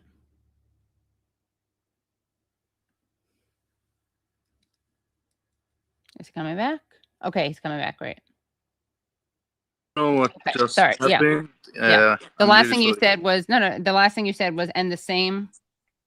Yeah, but also, yeah, in the same time, nobody in Israel is talking, as you just say, that he is committing crimes or Ben Gvir is committing crimes in the West Bank or for the prisoners, or even like when the flotilla, when Ben Gvir visited the prisons where the international solidarity activists that they came through flotilla, when he came to take pictures and when he was so proud that they catched them and they didn't reach Gaza, blah, blah, blah. Look how the way they create this propaganda. And look how the Israeli street and the Israeli Zionists actually are reacting after these videos, and after what, like when Benjamin Netanyahu is like still sending strikes on Gaza Strip and still going on with the genocide. This is like let you see that even if they got changed, even if Benjamin Netanyahu was not the one will be voted for, or Ben Gvir or Smotrich or whoever, looking at the streets in Israel, look at the Zionists in Israel and the hate that they have it in their hearts for us Palestinians and for several people around the world, it let you know and let you like be quite sure that even if they will be like having new people in the government, nothing will be changed. It will be, instead of bad, it will be worse. Right, exactly. Right. Yeah. I know people love saying, oh, it's just Netanyahu, but no, it's not. Okay, so we're going to show another video.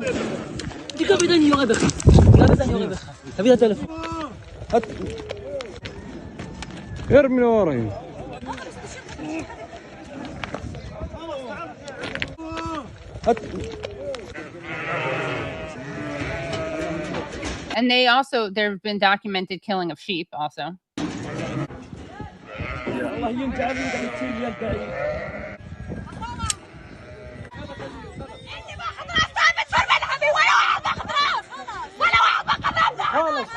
So what is she saying? So this is a Palestinian lady from a village called Maghair al-Abid. Actually, what was happening here in this video, settlers, they came to her house and to her father's house, claiming that her father was stealing sheep from settlers. And these settlers, they raided directly the sheep barns, and they called soldiers, and they called settler soldiers and police, as you see. And they raided this sheep barns and start to tell the soldiers that this is my sheep, this is my sheep, this is my sheep. And they were going to steal over than 10 sheep. So this girl actually, she's really brave. She told them, I just closed the door and I want just one man to be brave enough to push me away from this door and to take one sheep. This is like an effort of tens of years, of hundreds of years to treat these sheep and to let them grow up, and you are coming to steal it in this smoothie way. No one will ever come and touch one sheep of ours. This what was like she shouting for, right. And she was saying for the soldiers. Okay.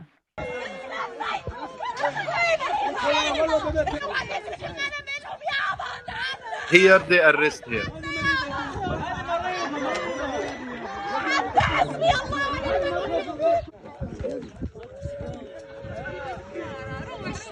They're such cowards. He fell, tripped. And yeah, this guy in the video, this is my uncle who was punched in his stomach. You saw it on the video when the soldier punched him and he directly laid on the ground. Why actually they beated him? My uncle was there to film and to see what is happening and to help and to stand like with the people.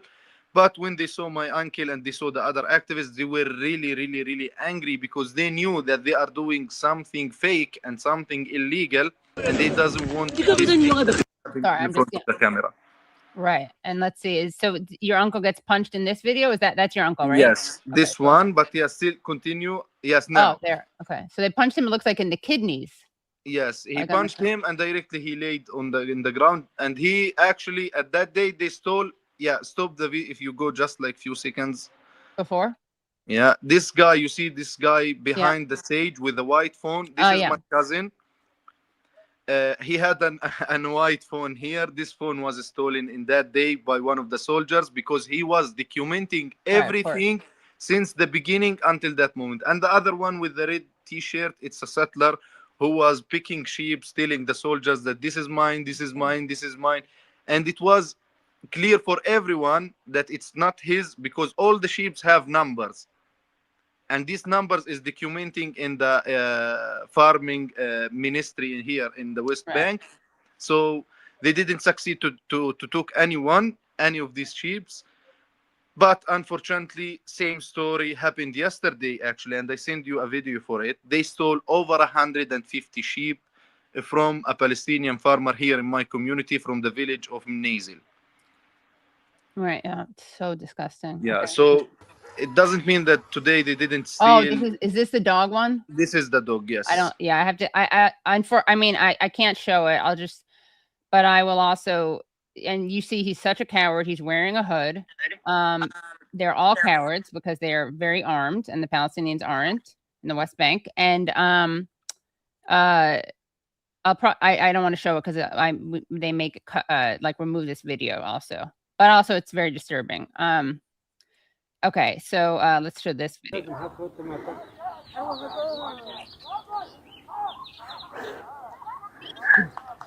So what's happening here? So the person on the horse is a settler, and he came while Palestinian farmers harvesting and collecting their grass after the wet that they were planting it, and he came to harass them with the horse, and he tried to chase one of the children. You saw the child when he was running, and he came back directly to it. To In the red, group. right? He's wearing red, the child? No, he had the black t-shirt. At the beginning of the video, there was, yes, this one, he was running because he was afraid from the horse that the horse could beat him or like step on him or something. Yeah. Trample him, yeah. Disgusting. Such cowards. Yeah.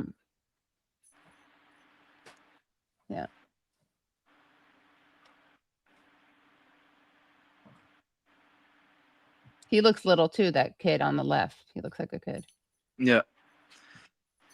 So yeah, actually, since like the last time even we talk, I have been also here on this show before, and since the last time, like 2 months, a month and a half, something like that, since I have been talking with you until this moment, there was like hundreds of things that happened, like really hundreds of stories, not just in my community, in the West Bank in general. Do you want us to show more videos? Because we have more videos uploaded. Yeah, absolutely. You can show what you want. Oh, this one. Okay, so this one is a Israeli settler attack a Palestinian mother with her son in Masafar Yatta, and he looks he's a toddler, right? And she falls because she's knocked down. He's holding on to her. It's so disturbing. So he gets knocked down. He did also attack the father before getting out with his donkey from the Palestinian house. Again, could not be more cowardly, attacking a woman and her child. Then he attacked the family dog with a stick, leaving the area as he did nothing. Okay, another dog attack. Great. Yes, this is another dog attack. Which didn't kill the dog, right? This doesn't kill the dog, Thank God. But like, still, can't imagine. Coward. He killed everything that belonging to Palestinians. Then he started with the Palestinian mother and her son, then the father, then a Palestinian dog. So these settlers, these people are like, they doesn't really care a lot about what they are doing. The important thing, they must just ruin and destroy the Palestinian life in all like ways and in all phases. Facets, no matter animals, humans, it's not a big matter for them. Right. And here's a video. Israeli soldiers hide weapons in a private Palestinian garden in Masafar Yatta. So is this to access them or to plant them to get in trouble? So they throw two guns actually, and now you will see it in the video, in a big hole close to a Palestinian house, and they came toward the family and they told them that they are not allowed to get closer there because they have work there. And after a while, they called the police and telling the police that we found suspicious stuff close to a Palestinian house. Luckily, there was this guy that is filming this video. He was really smart because he filmed everything since the beginning, and the soldiers came back and removed the guns again because they were going to throw like to let this crime stuck on the Palestinian, but luckily this video saved them a lot from what so was so they were trying to set them up and plant evidence that they had guns. Exactly. Right. Okay. And then here is again, every accusation is a confession. Bucky's making noise with a toy. probably because we just played a video of an Israeli hitting a dog with a stick. So that's probably he's upset about that. Okay.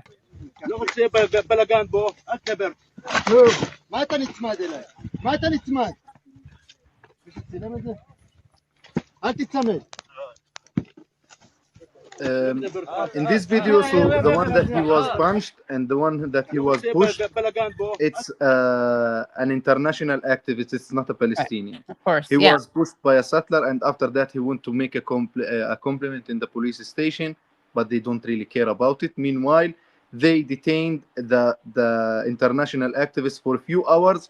Guess for which reason? It's how and why and what you are doing with the in a Palestinian village. And the great answer from this international activist, he told him, okay, if you want to ask me this question, so why we and me and you doesn't ask this question for the settlers that they beated me there, what they are doing in a Palestinian village. Right. And luckily it saved them from everything, from being banned or something like that. Then he was back again in the community again, but now he left the community. But this is like happening, and we are going back to say it again. And even where is he from? The people that they are standing with the Palestinians, they are facing the same treatment of the Palestinians. And where is he from? This person? Do you know where he's from? I think the U.S. I think Okay, so. Yeah. And can you tell us what's being said here? Hold on. If it's Hebrew, I don't speak Hebrew. Oh, they're speaking Hebrew, right? Right, yeah. It's something what you are. I don't know. Yeah. Someone wrote, I don't know if this is true. In fact, I'll send this to someone right now. But someone wrote in the comments that they're saying you're an anti-Semite or something. Hold on a second. I'm gonna try to get in real time someone to hold on.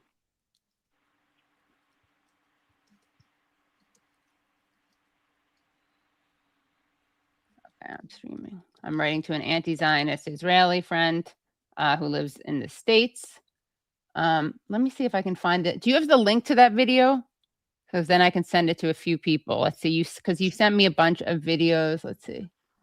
I think so. Okay, I think I see it. Okay, let's see. Let me see if I can copy it. I don't know how to. Hold on. Okay, 1 second. Let me just, because I am very curious about. Hold on. Let's see, share. Forward video to.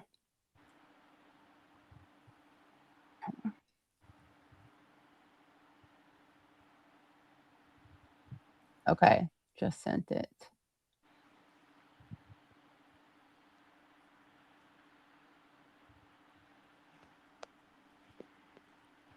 Okay. Let's see. Okay, I'm just sending him a link. And as I'm talking, guys, make sure you like this stream. And also go to Mohammed's fundraiser. I will put that in the chat right now, and I will also put it in the description. But here it is. And I think you can go to Chuft, right? You can go to that website and look for, it's uploaded by Alex Croft. So if you look for Alex Croft, you should be able to find that. Okay, now let me just, and then we are going to bring on, we have another guest, a surprise guest, but hold on 1 second. Okay, let me view my channel. Okay, let me do this. Share this.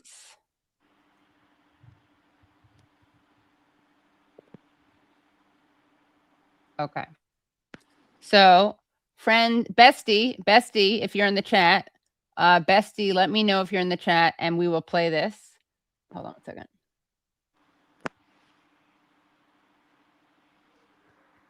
We'll cut out, obviously, this dead space when we make clips of this. And in the meantime, can you tell us more about your family story? Yeah, 1 second. Okay, sure. Like, yeah, if you have a specific story you want to ask about it. No, just yeah. about what your family experiences, and because you're a young man, but also you have relatives like obviously uncle, cousins. But what about the older members of your family? Sorry, that was a very big question. I was expecting you to read my mind. No, actually, just because I thought there is a specific story in your mind, or you heard about a specific story, because we are here. Every family have like 100 of stories here in the community and in the West Bank. Yeah, actually, me personally and every like all the young generation in my family, we are taking all this and all this like the way of resistance and believing in the non-violent resistance from our grandmother that called Fatima Horeini. That we feel she was an iconic for us. From the way that she lived and from the way that she, all the time that she passed through. She was living in the 48, and then she was in the village called El Garitain. Then she was displaced and removed from there to another village called Susia. Then they removed her, and she came back to the village of Itwani, and she lived for 5 years in the wood here. Where now we have a new outpost that called Havat Maun. She used to live there, and she told us like, and she was showing us from far away from the outpost, the cave that she used to live in. And she was actually one of the people that she got arrested lots of times, and she got beaten lots of times by settlers, by soldiers. And like, this is like the topics of her stories. And it's passed like from her to the other generation, to her sons, then from her sons to our fathers, then from our fathers to us, until it led to us. And you are seeing us now. Yani, luckily now we are speaking English, we are filming, we have phones, we have cameras to document everything that they already passed through, and already like we are taking their stories to deliver it to the world. That things doesn't start when when our friends start to do activism. No, things was happening, and the occupation have been since like years and years and years. It doesn't start in the 2023. It doesn't start after or like 2 years before. It have been here even before the 48, before the Nakba. And this like a few details and a few things about how we in the family started our activism and our resistance. And yeah, actually here in my community, my family was one of the main people that they lived here in the village of Itwani, even before they didn't have the electricity, they didn't have asphalt roads, they didn't have proper houses that you just saw even in the video that there was the demolition. They used to live in tents, on caves. Until this moment, there is still people that they live in caves and in tents because they are not allowed to build houses in the villages that they are live in, under something that called they must have a master plan. Meanwhile, we are looking at like the outpost and the settlements. Every year there is like they are making the settlements and the outposts more and more bigger than before, which is, this law is just working on us Palestinians. It just like must be worked on the ground and on the heads of the Palestinians, and Palestinians must follow these rules and must follow these laws that they are putting it. And we are like, they are settlers can do whatever they want, can attack whenever they want, and all this happening when they are backed and protected by Israeli occupation forces. And for sure, it's happened every time, every day, with full impunity. No settler have been charged, and no even a soldier have been charged for a crime that he did, and that a crime that he commit once or like twice or tens of times here in my community and in the West Bank or in Palestine in general, actually. And by the way, someone wrote, send us the videos. We will spread it throughout East and Horn of Africa. So what we can do is we'll put the link to your Twitter and your Instagram, right? And then that way people can access the videos. By the way, I found out, so my anti-Zionist Israeli friend told me that what is being said in that video is the man in the black sweatshirt says, I don't want any here. Actually, let me just show it once more so that if we want to clip this, it's complete. Okay, so here's this clip.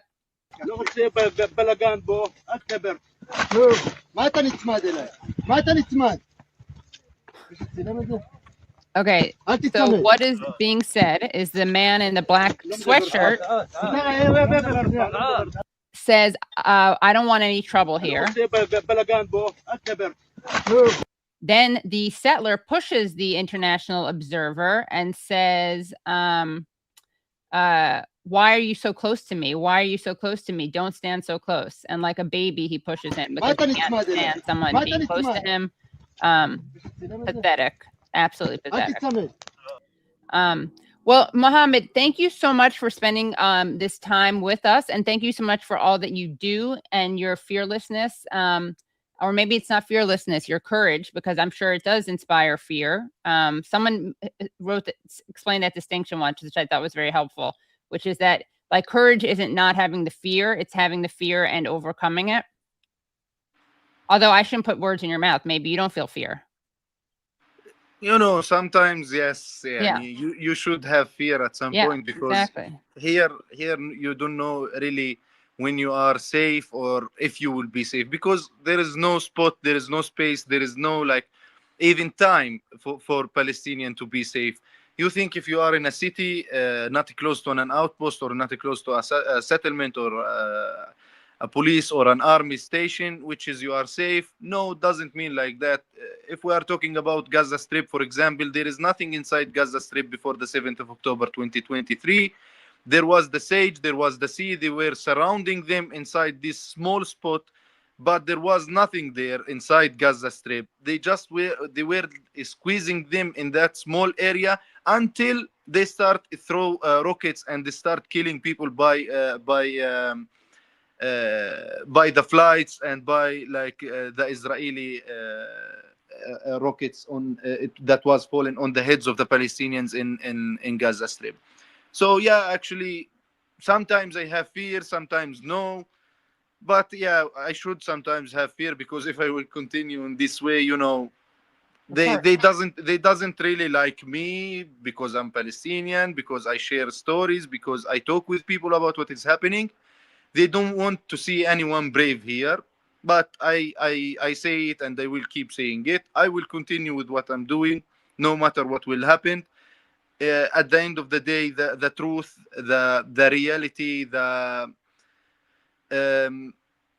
like peace and victory will come soon. I hope so. And this thing will not happen because of me or because of 2, 3, tens of Palestinian activists.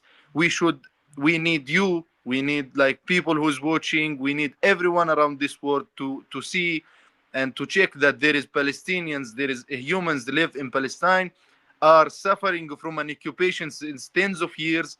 And as our beloved friend Awdah Hathaleen was saying, with one hand you will never make the sound of the clap, but with 2 hands you can do it, which is mean we will be one of these hands, and we need you people to be our second hand to make the sound of the clap and to make a serious action on the ground.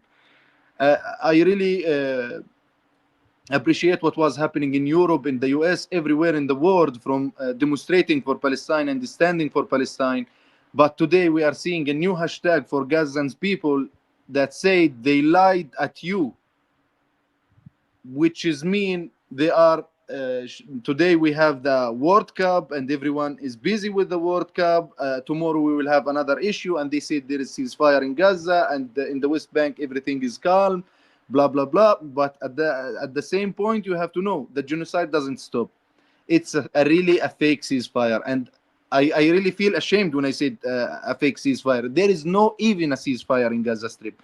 There is a genocide is still going on in Gaza Strip, but with no Western media covering. And why we didn't see Palestinian media even covering. We have seen hundreds of journalists were killed in Gaza Strip. So who will cover it? Exactly. So we need your attention again, and to do not forget Gaza Strip from sharing and from staying loud and from praying for Gaza and for us here in the West Bank and for Palestinians in general. I really appreciate that you hosted me and you allowed me to talk and to say everything without limits and without like things that must be cute for the Western media. Right. And I really appreciate everyone that was watching and is still watching and will watch it even. Thank you so much.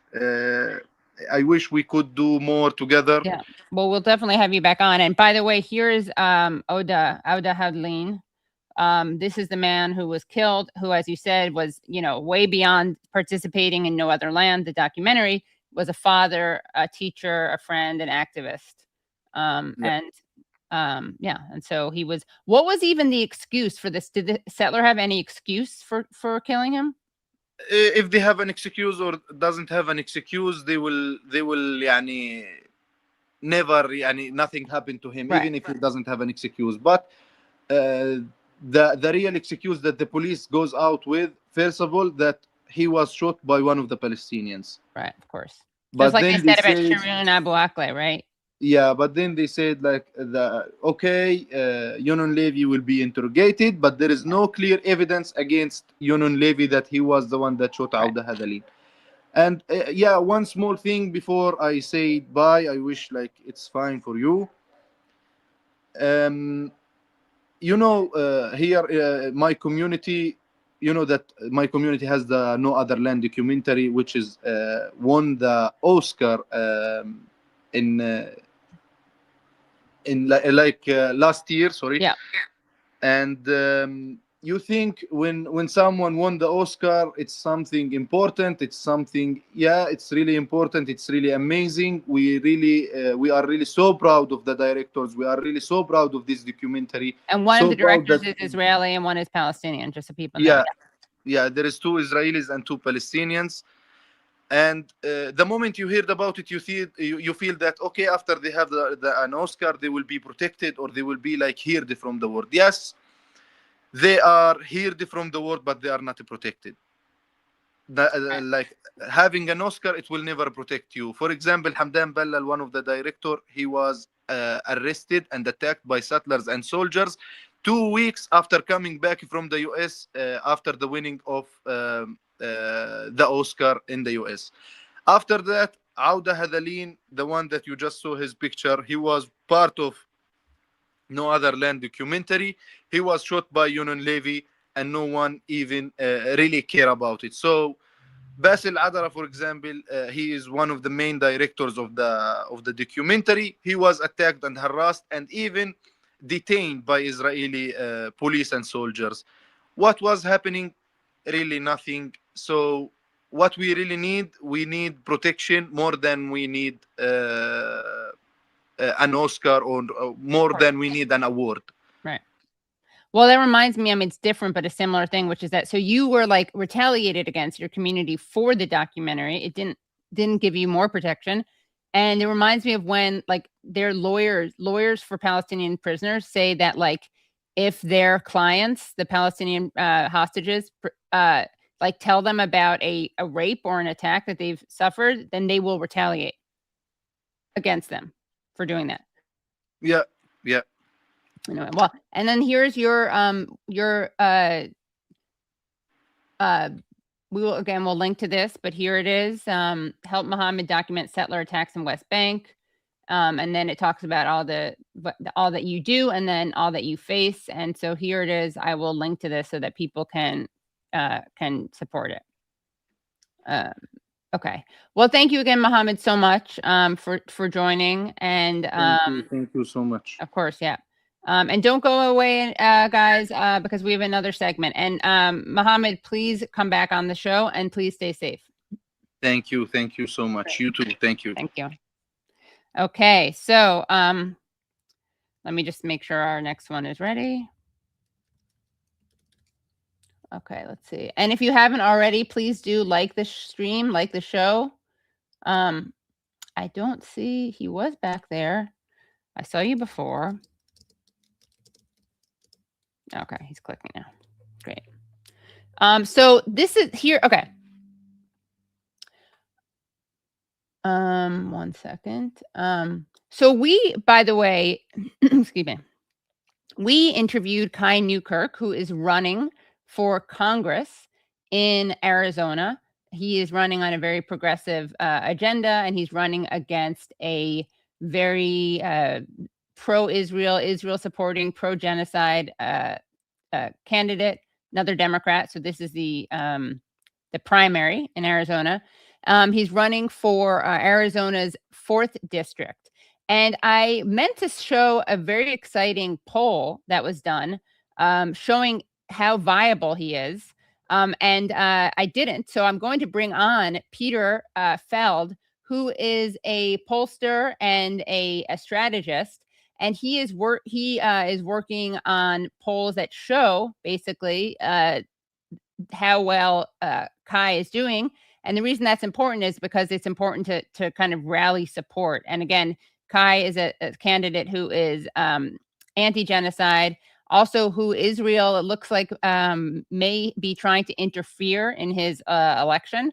So, Peter, I'm just going to bring you on, and I will hand you the floor. But let me just say that you are a strategist, pollster, political consultant who has been working recently with Corbin Trent's PAC, A Fight Worth Having. And you've helped bring Palestine into congressional races and broader political debates across the United States. And Peter is also a contributor to Mondo Weiss, where he often discusses the changing political landscape surrounding Palestine in the United States. Okay, so welcome to the show, Peter. Hi, Peter. Hi, Katie. How are you? Good, thanks. You? Yeah, you too. Good, and thank you for that last segment. It was very powerful, and I learned a lot. And it reminds me why we do the work we do. Yeah, definitely. Yeah, very moving, very inspiring. So, tell us about this poll that you conducted about Kai. Sure. So let me explain. This poll was part of a series, and we'll do more. We've done a few, where we're looking at opportunities that in some cases might be overlooked to help progressive candidates break through, because we know that there's a national momentum, and we see it all the time. We saw it, of course, in New York with 3 dazzling congressional races on June 23rd, with Daria Liza, Avila Chevalier, with Claire Valdez, and with Brad Lander. And then we saw a week later in Colorado. In Colorado, we also saw a missed opportunity, really, where Senator Hickenlooper, who's a fairly establishment AIPAC, you could almost say, or you could say, senator, scored much lower than anybody realized, only got 57%. And it makes you think, well, if people knew in advance, maybe they would have done things a little bit differently. Right. And that's my hope. And so we did a poll recently in Arizona 4. We did earlier a poll in New York 15, where Michael Blake was challenging Richie Torres. And we found that although it wasn't such a strong opportunity, and there was no money, and Torres ended up winning pretty much by the margin that we predicted, if there had been the money, the message could have flipped that race. Right. It would have taken a lot, but it could have been done. And then we didn't only look at these congressional races, we're also looking at the backdrop and trying to show that there's momentum in various parts of the country among Democrats to change the leadership, to replace Chuck Schumer and Hakeem Jeffries. And so we've tested attitudes and messages about that, as well as we've tested the specific races. Okay, so do you want us to show the visual of it? You can, or do you want to say more? You can, I'm not sure which visual you have. It's the tweet here, this one. Okay. Yeah, so there, okay, so there's the tweet. Okay, so it says, our stunning poll in Arizona 4 shows a rapidly changing primary between activist Kai Newkirk and AIPAC-backed Congressman Greg Stanton. After a June Stanton poll showed the incumbent leading 56-23, we find his lead cuts to 46-38 and Newkirk up 41-30 among those yet to vote. And here it is, stunning poll. New poll shows a rapidly changing primary. Okay, and here's what we see. We see Stanton, Newkirk, and undecided. So June 27th, between June 27th and June 29th, Stanton was getting 56%, according to a Stanton campaign poll. Right. And Newkirk was getting 23%, and undecided was 21%. Now, a fair, a fight worth having poll showed Stanton getting 46%, and Newkirk getting 38%, and undecided 17%. And then a fight worth having poll. Well, let me cut in and explain. Yeah, please. So Yeah. What we found, and this is kind of the reality that we're dealing with, and so it's not like other states. In Arizona, a huge percentage of the vote comes early by mail. So this is the opportunity, but it's also the problem. If you take everything together, the people who have already voted and the people yet to vote, and you look at the whole, we get that number 46 to 38. If you look at the people yet to vote, it flips. Basically, at that point, Newkirk is leading Stanton by 11 points. The problem is, at the time we did this poll, which was last week, 60% of the people have already voted at that time. So the lead that he has among the other problem is it hadn't gotten the Katie Halper show bump yet. But keep going. Well, that's why we're here now, and we can fix that. And we can, the Katie Halper show bump can fix everything. Exactly. And I'll tell you why in a second. Yeah. Because I like to say, this is kind of, a step back on how I look. But I'm sorry, I cut you off. Sorry, with my. No, I'll get back. Okay. Okay. Great. I'll tie it all together. Perfect. And make it even clearer, I hope. Awesome. Yeah. I like to talk in any race, whether it's one like this or whether it's, the races we had in New York, especially Daria Eliza Villa Chevalier against Adriano Espiat. I like to talk about how there's what I call the background turnout, and then you could say the surge turnout or the earned turnout. So set the Wayback Machine to 2018 when AOC won in June 2018 against Joe Crowley. There was an existing turnout and it was low, and then they were able to push the turnout among first-time voters, among new voters, people that don't vote that often. They were able to push that up to a high number so that they surged the vote and turned out people that don't always vote. Right. So, Peter, sorry, can you move back a teeny bit? Just because we were thinking about how this, I want it to look as good as possible when we clip this. Okay, yeah. All right. Well, that's nice to hear that you're thinking of clipping. What we find here is that among the expected turnout, 60% of it was already in at the time that we did our poll. And so the burden is to make, instead of the 40% left to vote, actually expand that number, make it so that more people that wouldn't even get picked up in our poll because they're first-time voters, or we have a likely voter screen that we use when we do a survey. So what we need is, we know how this race looks with the expected vote. What needs to happen now is to bring out the unexpected vote, people that are not yet in the likely voter universe that pollsters like me go out and interview. So even though now I would think probably even more than that 60% of the vote is in, because another week has gone by. And if you look at past elections in Arizona, 90% of the vote comes in by mail or before election day. So what we can still do is folks can get on phones, they can sign up to volunteer, whether it's with the campaign or with groups that they work with, and they can do everything possible to make a larger than expected vote on election day next Tuesday, July 21st, and do everything possible, because what we see is that among the people that are yet to vote, last week, Kai Newkirk is leading Greg Stanton by 11 points, and that could even grow because there was a big undecided.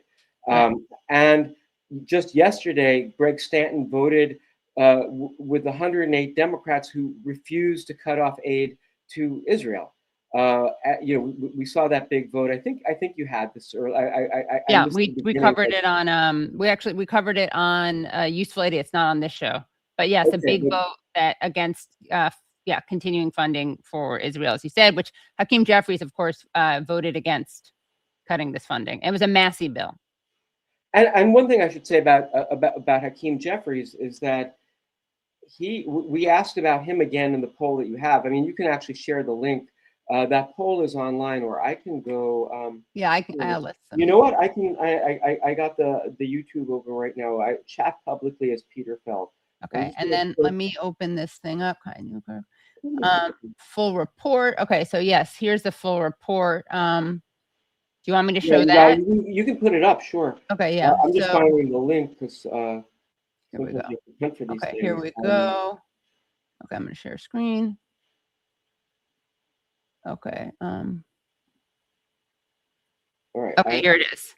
So let me show up in the live chat. Did my link? Maybe, but is this not the right link? It's. That's it. That's it. Yeah. You got it. You got it. Bingo. Okay. Okay. So all right. So I'll let you do the scrolling. But if you want, scroll a bit until we get some like things like charts. Jeffries. Yeah. Try. Go down first. Okay. So go down to the first chart that you see with bar charts, with with favorabilities. Here, this one, right? Oh no, too far. Go back. Go back. No, you were there. Down. Sorry. I down slow those. Slow. There. No? Yeah. Bingo here. Okay. So what we see here is favorability ratings in this district. And what's so interesting is so Bernie Sanders is wildly popular, 86% favorable, 11 unfavorable. AOC, who's from New York, my hometown, 83-14. Zoran Mamdani, we just put his name on there just for kicks because he hasn't been around that long, and you would think he wouldn't reach the point, he wouldn't reach the favorability heights that AOC and Bernie have, but no, he's above 80%, 81-10% among Democrats in this district. Their own congressman is positive, but not nearly as positive, 63-28. And then there's Hakeem Jeffries, 53-32. So he's 30 points behind Mamdani, behind AOC, and behind Bernie. And so that's Hakeem Jeffries. And then Kai, who is below that, but he hasn't been around that long. And people have been saying, I've seen online, that Kai Newkirk has no name ID in this district. It's not true. Name ID is traditionally the sum of your favorables and your unfavorables. So he's got, if you add the 48 and the 13, he's got a 61% name recognition score in this district. Could be higher, but he's doing stuff every day, and it's probably higher this week than last week. Then we can just see rounding out the basement is AIPAC. AIPAC's got a 12% favorable. What's that? My eyes are too small. 12% favorable and 65. Yeah. Yes, unfavorable. Wow. So, but let's stay with this for a second, because what I really want to point out. So here's Kai, and he's only got a 13% unfavorable. Greg Stanton, the incumbent, better known, has a 28% unfavorable. So there are more than twice as many people in this district who don't like Stanton as who don't like Newkirk. So so there's a lot of really interesting stuff in this thing, and I hope that the link shows up in the chat and people can click on it. And we'll put it in the description too. Yeah. Yeah, put it in the description. That's great. Yeah. So it's just it's an interesting environment, but the point is that Hakeem Jeffries, it's not that people don't know him. Again, let's look at name recognition, 53-32. That adds up to an 85% name ID of Hakeem Jeffries. So it's not like he's some obscure person, some far off congressman from New York. He's got 32% of the people who, in this district who don't like him. Now, if you scroll down, but go a little slow. I sometimes scroll a little bit. We'll skip over the fine print. There's a chart a little further down. Demo, here we go. Stop here. Yeah. So we asked people in the survey, if the Democrats take control of Congress in the next election, should Hakeem Jeffries continue as leader, or should Democrats pick someone else? So already by double digits, the answer is someone else. even among the people who've already voted, and we saw that that's a group that's been favoring Stanton, by 2 points they want someone else. The people yet to vote, it's by 51 to 27. They would like someone else rather than Hakeem Jeffries. Wow. And then we go through some messaging, which we can peek at. And after people have heard the messages, by 60 to 20, that's 3 to 1, they would like to replace Hakeem Jeffries. And if you'd like to see what those Sorry, 1 second. Where was that? Down, yeah, right. After hearing actually, we don't have a chart for that, so just stop on the paragraph. Down, but slow. Yeah, right under there. After hearing After hearing messages about Jeffries' performance as leader, do you want me to read it, or do you want to say? Go ahead, read it. After hearing messages about Jeffries' performance as leader, including AIPAC and support for weapons to Israel during the genocide, failing to sufficiently fight Trump, backing the war in Iran, voting to fund ICE, failing to pass Medicare for all, and breaking Democrats' promises of affordability, all of which are about equally strong, support for change widens to a 3 to 1 mandate. 60% someone new, 20% Jeffries should continue. Wow. And I want to say that we found the same evolution when we did the New York survey, the New York 15 survey in Richie Torres's district. So these are persuasion targets for Newkirk. He actually can win people with these messages, and a wealth tax, which he supports, is very strong. Abolishing ICE, Medicare for all. I just want to kind of cut in because unfortunately, like I say elsewhere in the report, the time for persuasion is almost over. Unfortunately, this is one of these races where ads are not going to do that much good. Usually, I think that ads will do good, but the problem is, what's the point of advertising to people that have already voted? A large fraction of the vote is in. So for me, whereas often I really, I argue we need ads. It can't just be field. I argue often with progressives, you've got to do the paid messaging. You've got to do the TV ads. They do work. Digital ads, direct mail, which I do myself and another part of my political consulting practice. But we're too late for mail here. The election's next Tuesday. TV ads, you could reach some people. Digital, you could reach some people, but maybe 75% of the people have already sent their ballots in. So what's really needed is to go out and get new voters. Not so much worry about persuading the existing electorate, but do those phone banks, do those, do those door knocking. If you're in Arizona, even if you're not in the district, but you're nearby, if you're in Phoenix, you can get on the ground, you can go find your way to the campaign.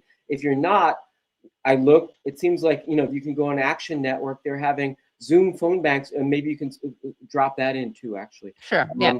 The Action Network, more than even the donate link, they're both good, but, they're having Zoom phone banks every day, and you can join them from anywhere. And it'll make a difference. We don't want this to be another disappointment, right? Like we've seen, like not only that, Nida Alam lost by a very, very small margin, and then we found out in New York, where where we are, out in Queens, which is a progressive stronghold, Grace Meng got only 57% of the vote. And Katie, I think I worked in that district 6 years ago for Mel Gagarin. We were only able to hold Grace to 65%. Now she's down to 57% with a great candidate named Chuck Park who ran. And the Working Families Party, the chapter wanted to endorse him, and even the regional, the RAC, the regional decision group wanted to endorse him. And then the statewide officers overruled, and they vetoed the endorsement that Chuck Park could have gotten. And then he holds Grace anyway, Grace Meng, who's voted yesterday to keep the aid, the weapons flowing to Israel for more genocide. She got 57%. Wow. Maybe with progressives mobilizing for that race, they could have done it. Now, I can't promise what's going to happen in Arizona, and it won't be the last race. We have more primaries coming up in Michigan, in Florida, in Massachusetts, I think in Rhode Island, obviously Missouri, where Cori Bush is running. So, and we'll be looking at those opportunities too. I know Corbin is very focused on, Corbin Trent. Folks should go to his site, A Fight Worth Having, and can support A Fight Worth Having. to do more work like this. And there are other groups that are doing it too, but don't just watch shows like this. It's great to be informed, watch Katie's show, but then, take the opportunity, think of Mohammad in the last segment and all of what he is having to face with his family and his friends, and tell yourself you can do something about that right here. You can build a new Congress that might bring in new leaders next year, or at least put pressure on the leaders that they have. And so that's what I'd really like to encourage. And Peter, what is the significance, and can you tell us how it broke down more or less of this vote on the Massey bill, what it proposed and how people voted for it? Well, I don't have the list right in front of me. I mean, I think we're seeing a sea change among Democrats in Congress, and a lot of them are feeling the pressure. And a lot of them are feeling the pressure of these primaries. They are afraid they might want to, that they might be next. I have a personal theory that not everyone's going to agree with, which is that the takedowns are even more important than the good people that you elect. I know some people watching won't agree with that, and they might yell at me in the comments, but that's okay. And I'll tell you why, because we saw going back to 2018, when here in New York, where I am, AOC beat Joe Crowley, who was fourth in line for being speaker in the Democratic leadership at the time. Nobody thought he could lose an election. In the state Senate, we beat 6 members of the IDC, those the Republican Alliance Democratic state senators who were voting to give the Republicans control. We also had Julia Salazar beat Marvin Melave Delan, who was an incumbent state senator. And so we came into the state Senate with 7 new energized senators who had beaten incumbents. And then we completely flipped a lot of legislation, obviously not on foreign policy, but on a lot of important domestic state issues like rent control and criminal justice reform, bail reform.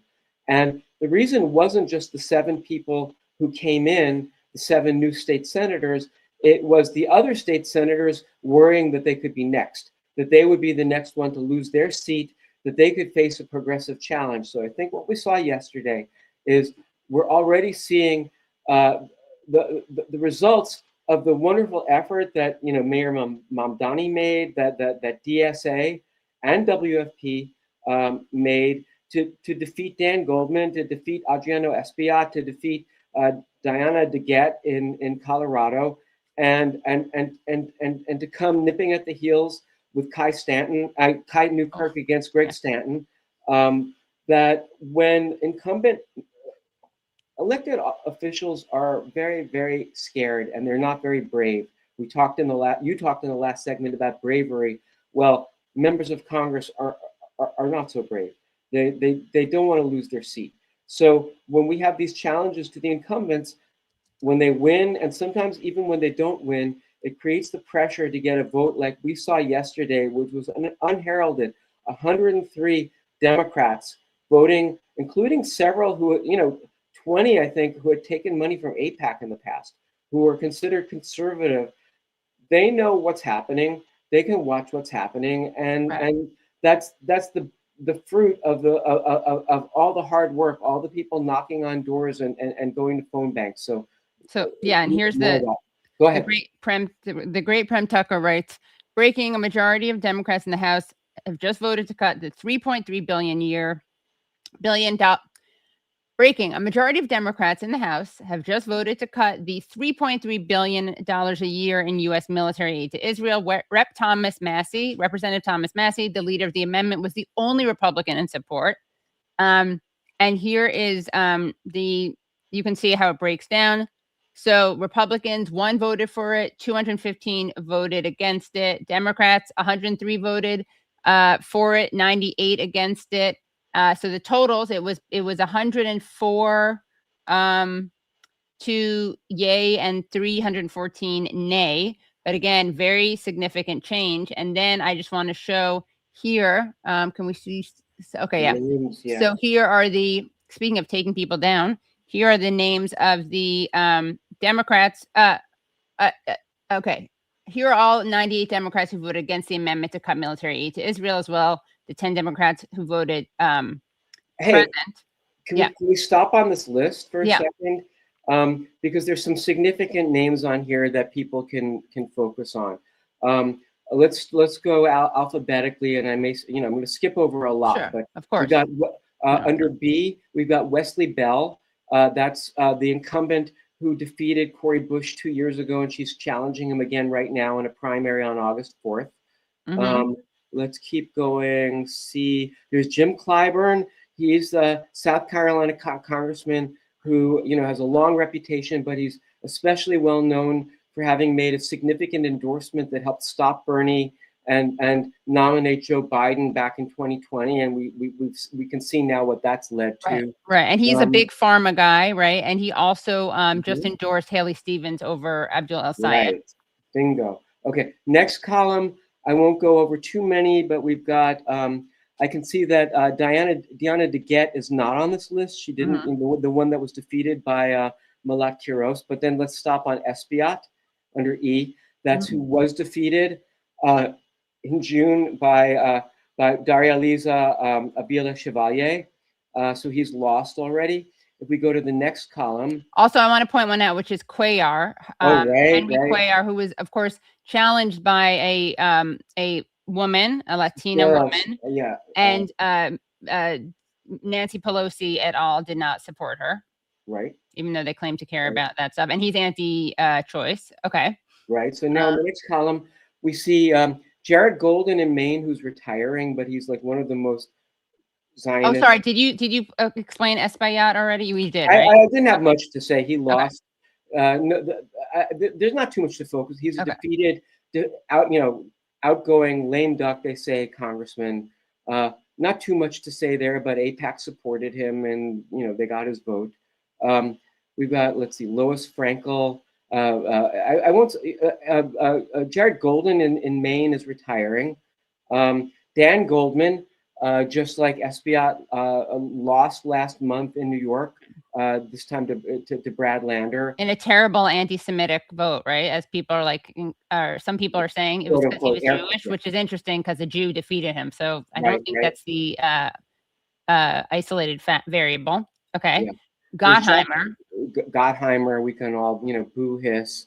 I mean, I don't know how much detail to go into on some of them, or you can stop me if you know more than I do.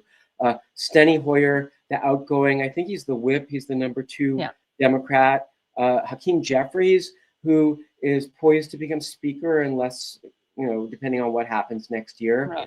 Right. And he's just received AIPAC's largest ever earmark to his leadership PAC, just immediately, like within the last week, and then goes and gives them this vote. Issued a statement that said other people can vote the way they want, but that's what he did. Let's see, who else pops out?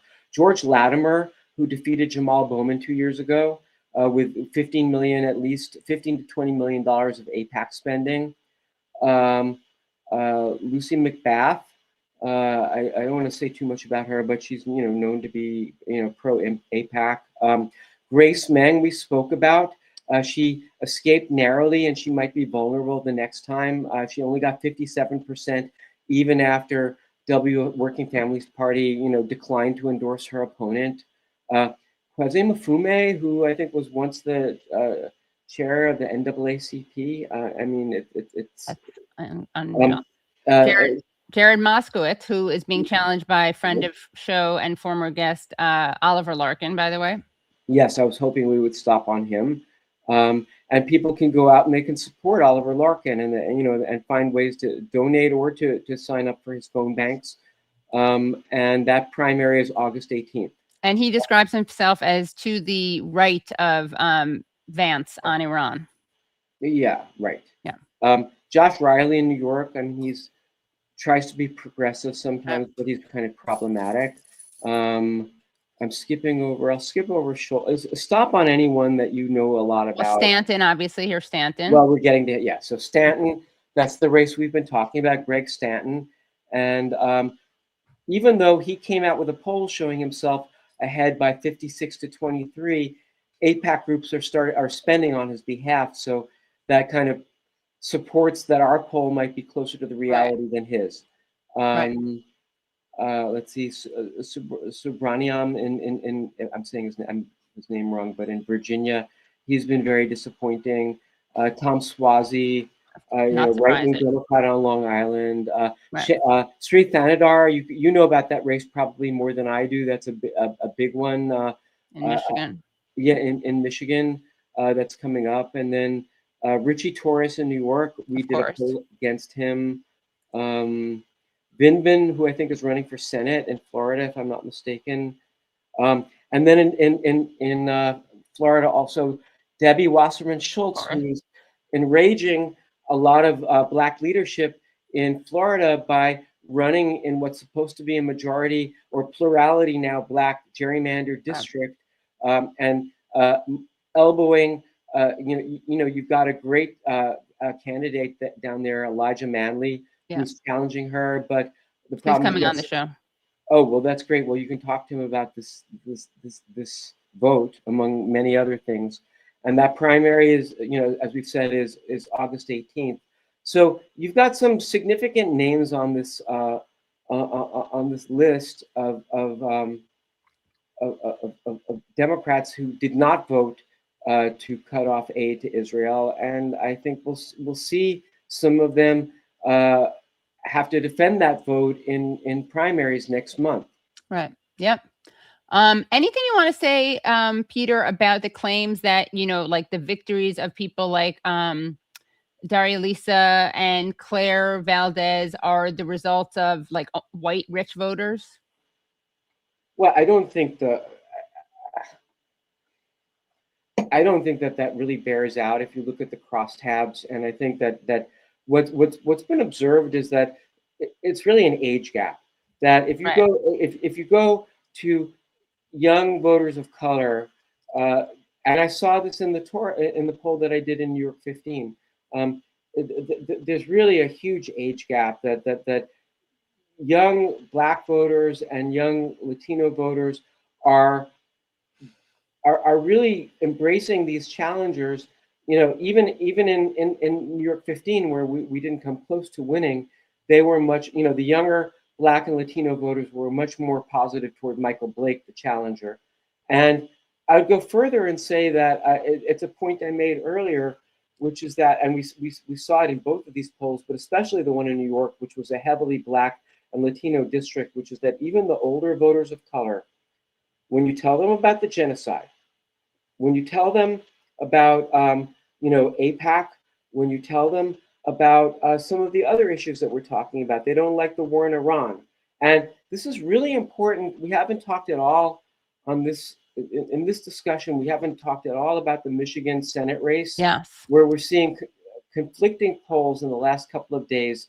The Detroit News, which has a very, a poll that's very friendly toward Haley Stevens, and found that she was ahead by 48 to 41 after some $40 million of AIPAC spending, which is just incredible. And she's not spending anything at all. She's barely doing a campaign of her own. It's all outside spending. And a lot of that spending is spreading the lie, the false information, the claim that Obama has endorsed Haley Stevens, which he has not done. And secondly, they're saying they're trying to link Abdul El Sayed, the progressive candidate, trying to link him to Plattner in Maine, and saying therefore he's a sexist because he uses the same consultants, which is really a stretch. And they spent $40 million to spread this lie, and they've got in one poll, in the Detroit News poll, which has some questionable demographics, but according to that poll, Stevens is ahead by 48 to 41. Then Data for Progress came out with a different poll yesterday, and I don't have the exact number, but it's double digits, the opposite. I think it was something like 54 for El Sayed and 41 for, or maybe it was 56 to 43. It was about a 13-point. So these polls can't both be right. But even if you take the Detroit News poll as directional, they had a crosstab in there, if we can trust it, that says that Stevens is beating El Sayed by 67 to 21 among Black voters. So this is really important, and it goes back to the point you were asking about in your question. Who is driving this? So what I would say is that in my polling, which was not in Michigan, but it was in New York, we saw you actually had this chart up before. We don't have to go back to it. I can just ping it.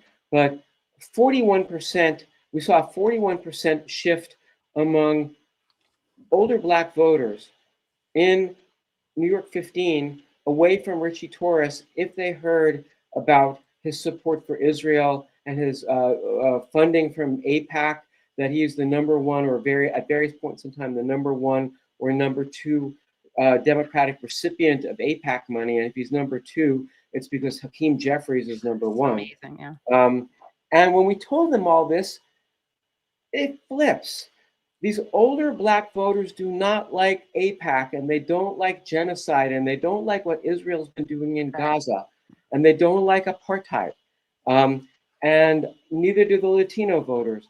And so, and I'm talking about the older ones. So I feel like all the establishment Democrats that are trying to run on this claim that it's only the rich white voters that are supporting these challengers, they're skating on very thin ice, because what will happen is when these people now, there's even been interviews at early voting sites in Michigan where people say, I'm voting for Stevens, Obama says to do it. Well, Obama didn't say to do that. Right.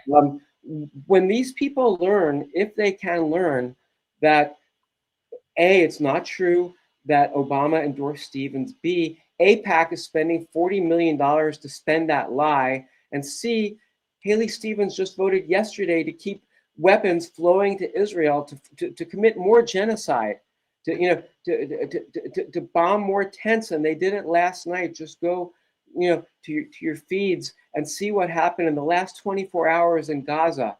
If you wake up in the middle of the night and you turn on your feeds and you see these horrible things that are happening, the voters of color don't like this, and we have to do more to get the word out. Right. Oh, and by the way, we forgot to highlight. Did we forget to highlight Stevens on that list of people who voted against the Massey bill? Because she did indeed vote against it. We may very well have forgotten. Yeah. But so, there you go. That says everything. It says everything, and you tell them that. Tell them she just voted yesterday. I think this is a woman who says that Israel comes to her in her dreams. Right. I have a feeling you've had that headset. So I think that's what I would want people to know, and I appreciate you asking the question and highlighting all of this, because it really, it really makes a difference when people take this information and do something with it, and that's what I'm hoping for. Yeah. Well, thank you, Peter. We're going to actually play a video of Kai Newkirk reacting to the state of Israel kind of interfering in the elections, and he filed a complaint with the Attorney General, I believe, in Arizona. So let's just take a look at this video. You're free to leave, Peter. It's up to you. Thank you. Okay, thank you, everyone watching. Appreciate all of you. Appreciate you. Yes, thank you so much. Okay, great. Now let me just play this. Okay, so here is a video that we didn't have time to play earlier this week on Tuesday with Kai. But we want to make sure, let's see. Just drop. Okay, 1 second. Let me just turn on let me unmute. Okay.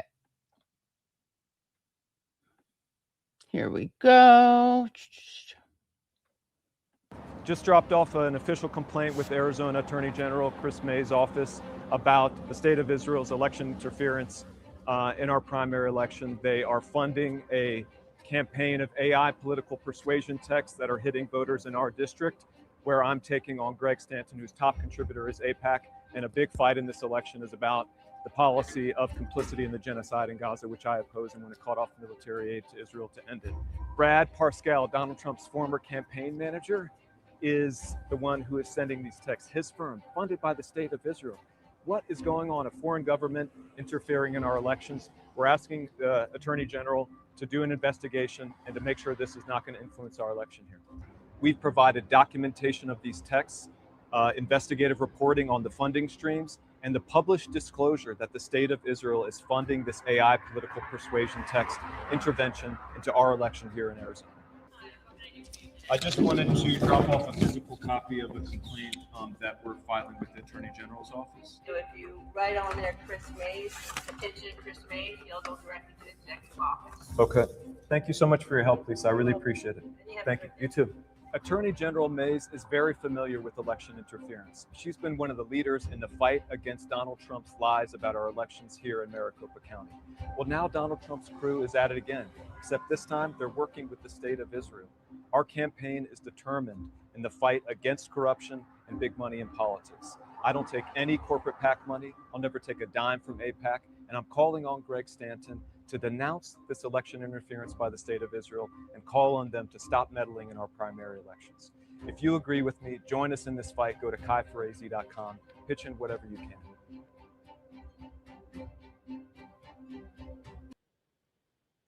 Okay, so there you have it.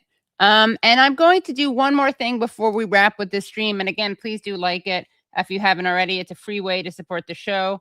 I am going to show you a little bit of a clip of what our Patreons get this week, which is a full interview with the excellent, really excellent historian, Ukrainian historian, and also Ukrainian refugee, Marta Havryshko. And she gets into the neo-Nazi presence in Ukraine and how they really dictate a lot of politics there. Someone writes, you're complicit in the daily murder of Ukrainian civilians by Putin's army because you want the war to continue killing Ukrainians. I don't know who that's to. But if that's to me, that's ironic because literally this, oh no, I think it's to someone else. But anyway, the point is that what Marta is saying, and she herself is Ukrainian, she, who voted for Zelensky, she's really changed on this issue because she's seen the impact it has on Ukrainians. And also, she in our interview, really went after, justifiably, went after Lindsey Graham. So I'm just going to show a clip of this. And again, this is what our Patreon viewers will get, Patreon members or YouTube members will get this week. Okay, here's just a preview. Risking their lives, and yeah. Exactly, or North Korea, or we have the stories from Soviet Union as well, when people were trying, just to escape, and they are the reason they're afraid. So one of the things we do is in this interview is we show some of the really scary videos. Became the most elite units in Ukraine armed forces. And guess what? Okay, so here she is talking about the Azov battalion. We also have her talking which are the neo-Nazis. And then we have her, where is this? Showing the, hold on one second. Sorry about this. Let me do where does it start? 1 hour and 30 minutes. Okay, so let's do this. 1 hour and 30 minutes. Okay.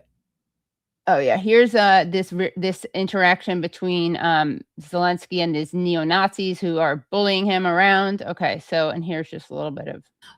As a person with Jewish heritage, Polish heritage, countries, and all decision-making processes, especially regarding the war, were made outside Ukraine. That's why I don't believe that Zelensky had the power to change something. And then we have the factor of Zelensky himself. He had that we Jews call chutzpah, this arrogance, this self-esteem, and the way he behaved with Putin played a huge role. We saw this during press conferences. He was too provocative. Yeah, he was very mean. He was very provocative because he knew that he has this backing from the Western countries. Right. But only in one direction, right? Because as you said, and the late Stephen Cohen, I know argued this too, that basically the United States and the West would have had to have really had his back against the neo-Nazi faction and the far right faction. And they didn't really care about that because the neo-Nazis were the nationalists, the ones who didn't want to at all cooperate with Putin, right? So they didn't see it as advantageous, and they basically let him become like a pawn of the right, of the far right. I want to say that collective West always used Ukrainian Nazis as the instrument against Russia. It started right after the Second World War, when Nazi collaborators, who are now celebrated in Ukraine as national heroes, members of OUN and DUPA, they were used by CIA, MI6, and other agencies. They were immediately used by them against USSR during the Cold War. They were trained by them. They were financed by them. They gave them a special treatment. They gave them, political, some good positions in the West, were respected positions, some, and they were respected people despite their participants in Holocaust, in ethnic cleansing, and so on and so forth. And basically what we observe now is the continuation of this policy. They know very well who those guys are. They are so explicit about their agenda.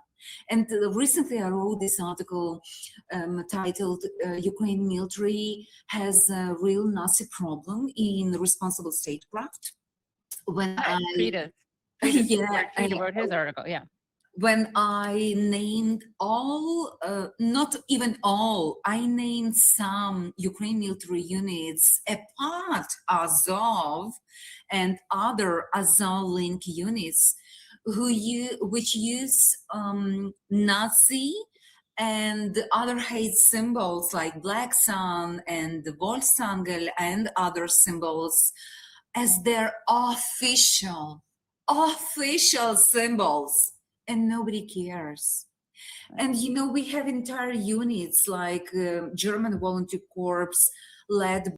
Anyway, extremely useful, I think, interview. Really shows a lot of important things that are covered up by Western media, things that people don't know here. And I think it's so important because I say stuff like this. I'm called a Putin puppet, but she is actually Ukrainian, and she has lived the impact of the war on Ukraine. She calls it a proxy war, and also, who else calls it a proxy war is Boris Johnson, and Boris Johnson himself went to Ukraine to tell Zelensky not to negotiate with Putin 1 month into the war. So this war could have been ended through negotiation, and the US did not want that, and the West did not want that. Okay. Final thing is that I just want to give you guys an update because we interviewed. One second. Okay. I want to give you guys an update because we had on the great Dennis Kucinich a couple weeks ago to talk about the National Defense Authorization Act and Section 219. Section 219, which proposes to formalize the U.S.-Israeli military partnership. Now, since our conversation, Senate Democrats blocked the $1.15 billion Pentagon bill from advancing for debate, and nearly 100 House Democrats voted for an amendment that would cut $3.3 billion in military aid for Israel from the bill, even though this effort failed overall. So the effort to cut the aid failed. But the saga continues. But in the meanwhile, let us listen to Dennis Kucinich talk about the dangers of Section 219 should it pass, and what it would mean for U.S. policy towards Israel in the future and the impact it would have on the United States. So that is something that I'm going to put in front of our Dennis Kucinich clip. Okay, so thank you guys all so much for coming to the stream. Again, maybe there may be some Patreon only / YouTube only stuff. And if that is the case, then you can go to patreon.com/The Katie Halper Show. Again, that's patreon.com/The Katie Halper Show, or become YouTube members. Super chats. Capitalism means forever wars and genocide. Agreed. That's from Turk Udu. Was the attack on Syria out of oil or back Hezbollah? I don't know what that means, and I'm sorry, I can't totally understand it. If anyone knows, okay, love the Friday stream says, love the Friday streams, Katie. That's from Brian. Oh, and this is from Janice Wolfgang. So, okay. Thanks for covering this important issue, Katie. And that's a reference to the Mohammad Hesham segment. Thank you for the super chat, Tara Hamadi. And thank you, Exit, for saying like the stream. Now we're also going to show, we are going to show, thank you that, thanks Katie and all in the chat, Sirsha Dan Palestine, which I think means freedom for Palestine in Irish. Let's check out the people who became Patreon members this week because we love acknowledging our Patreon supporters. So let's see, when did we stream last? Hold on, let's see. What date did we stream?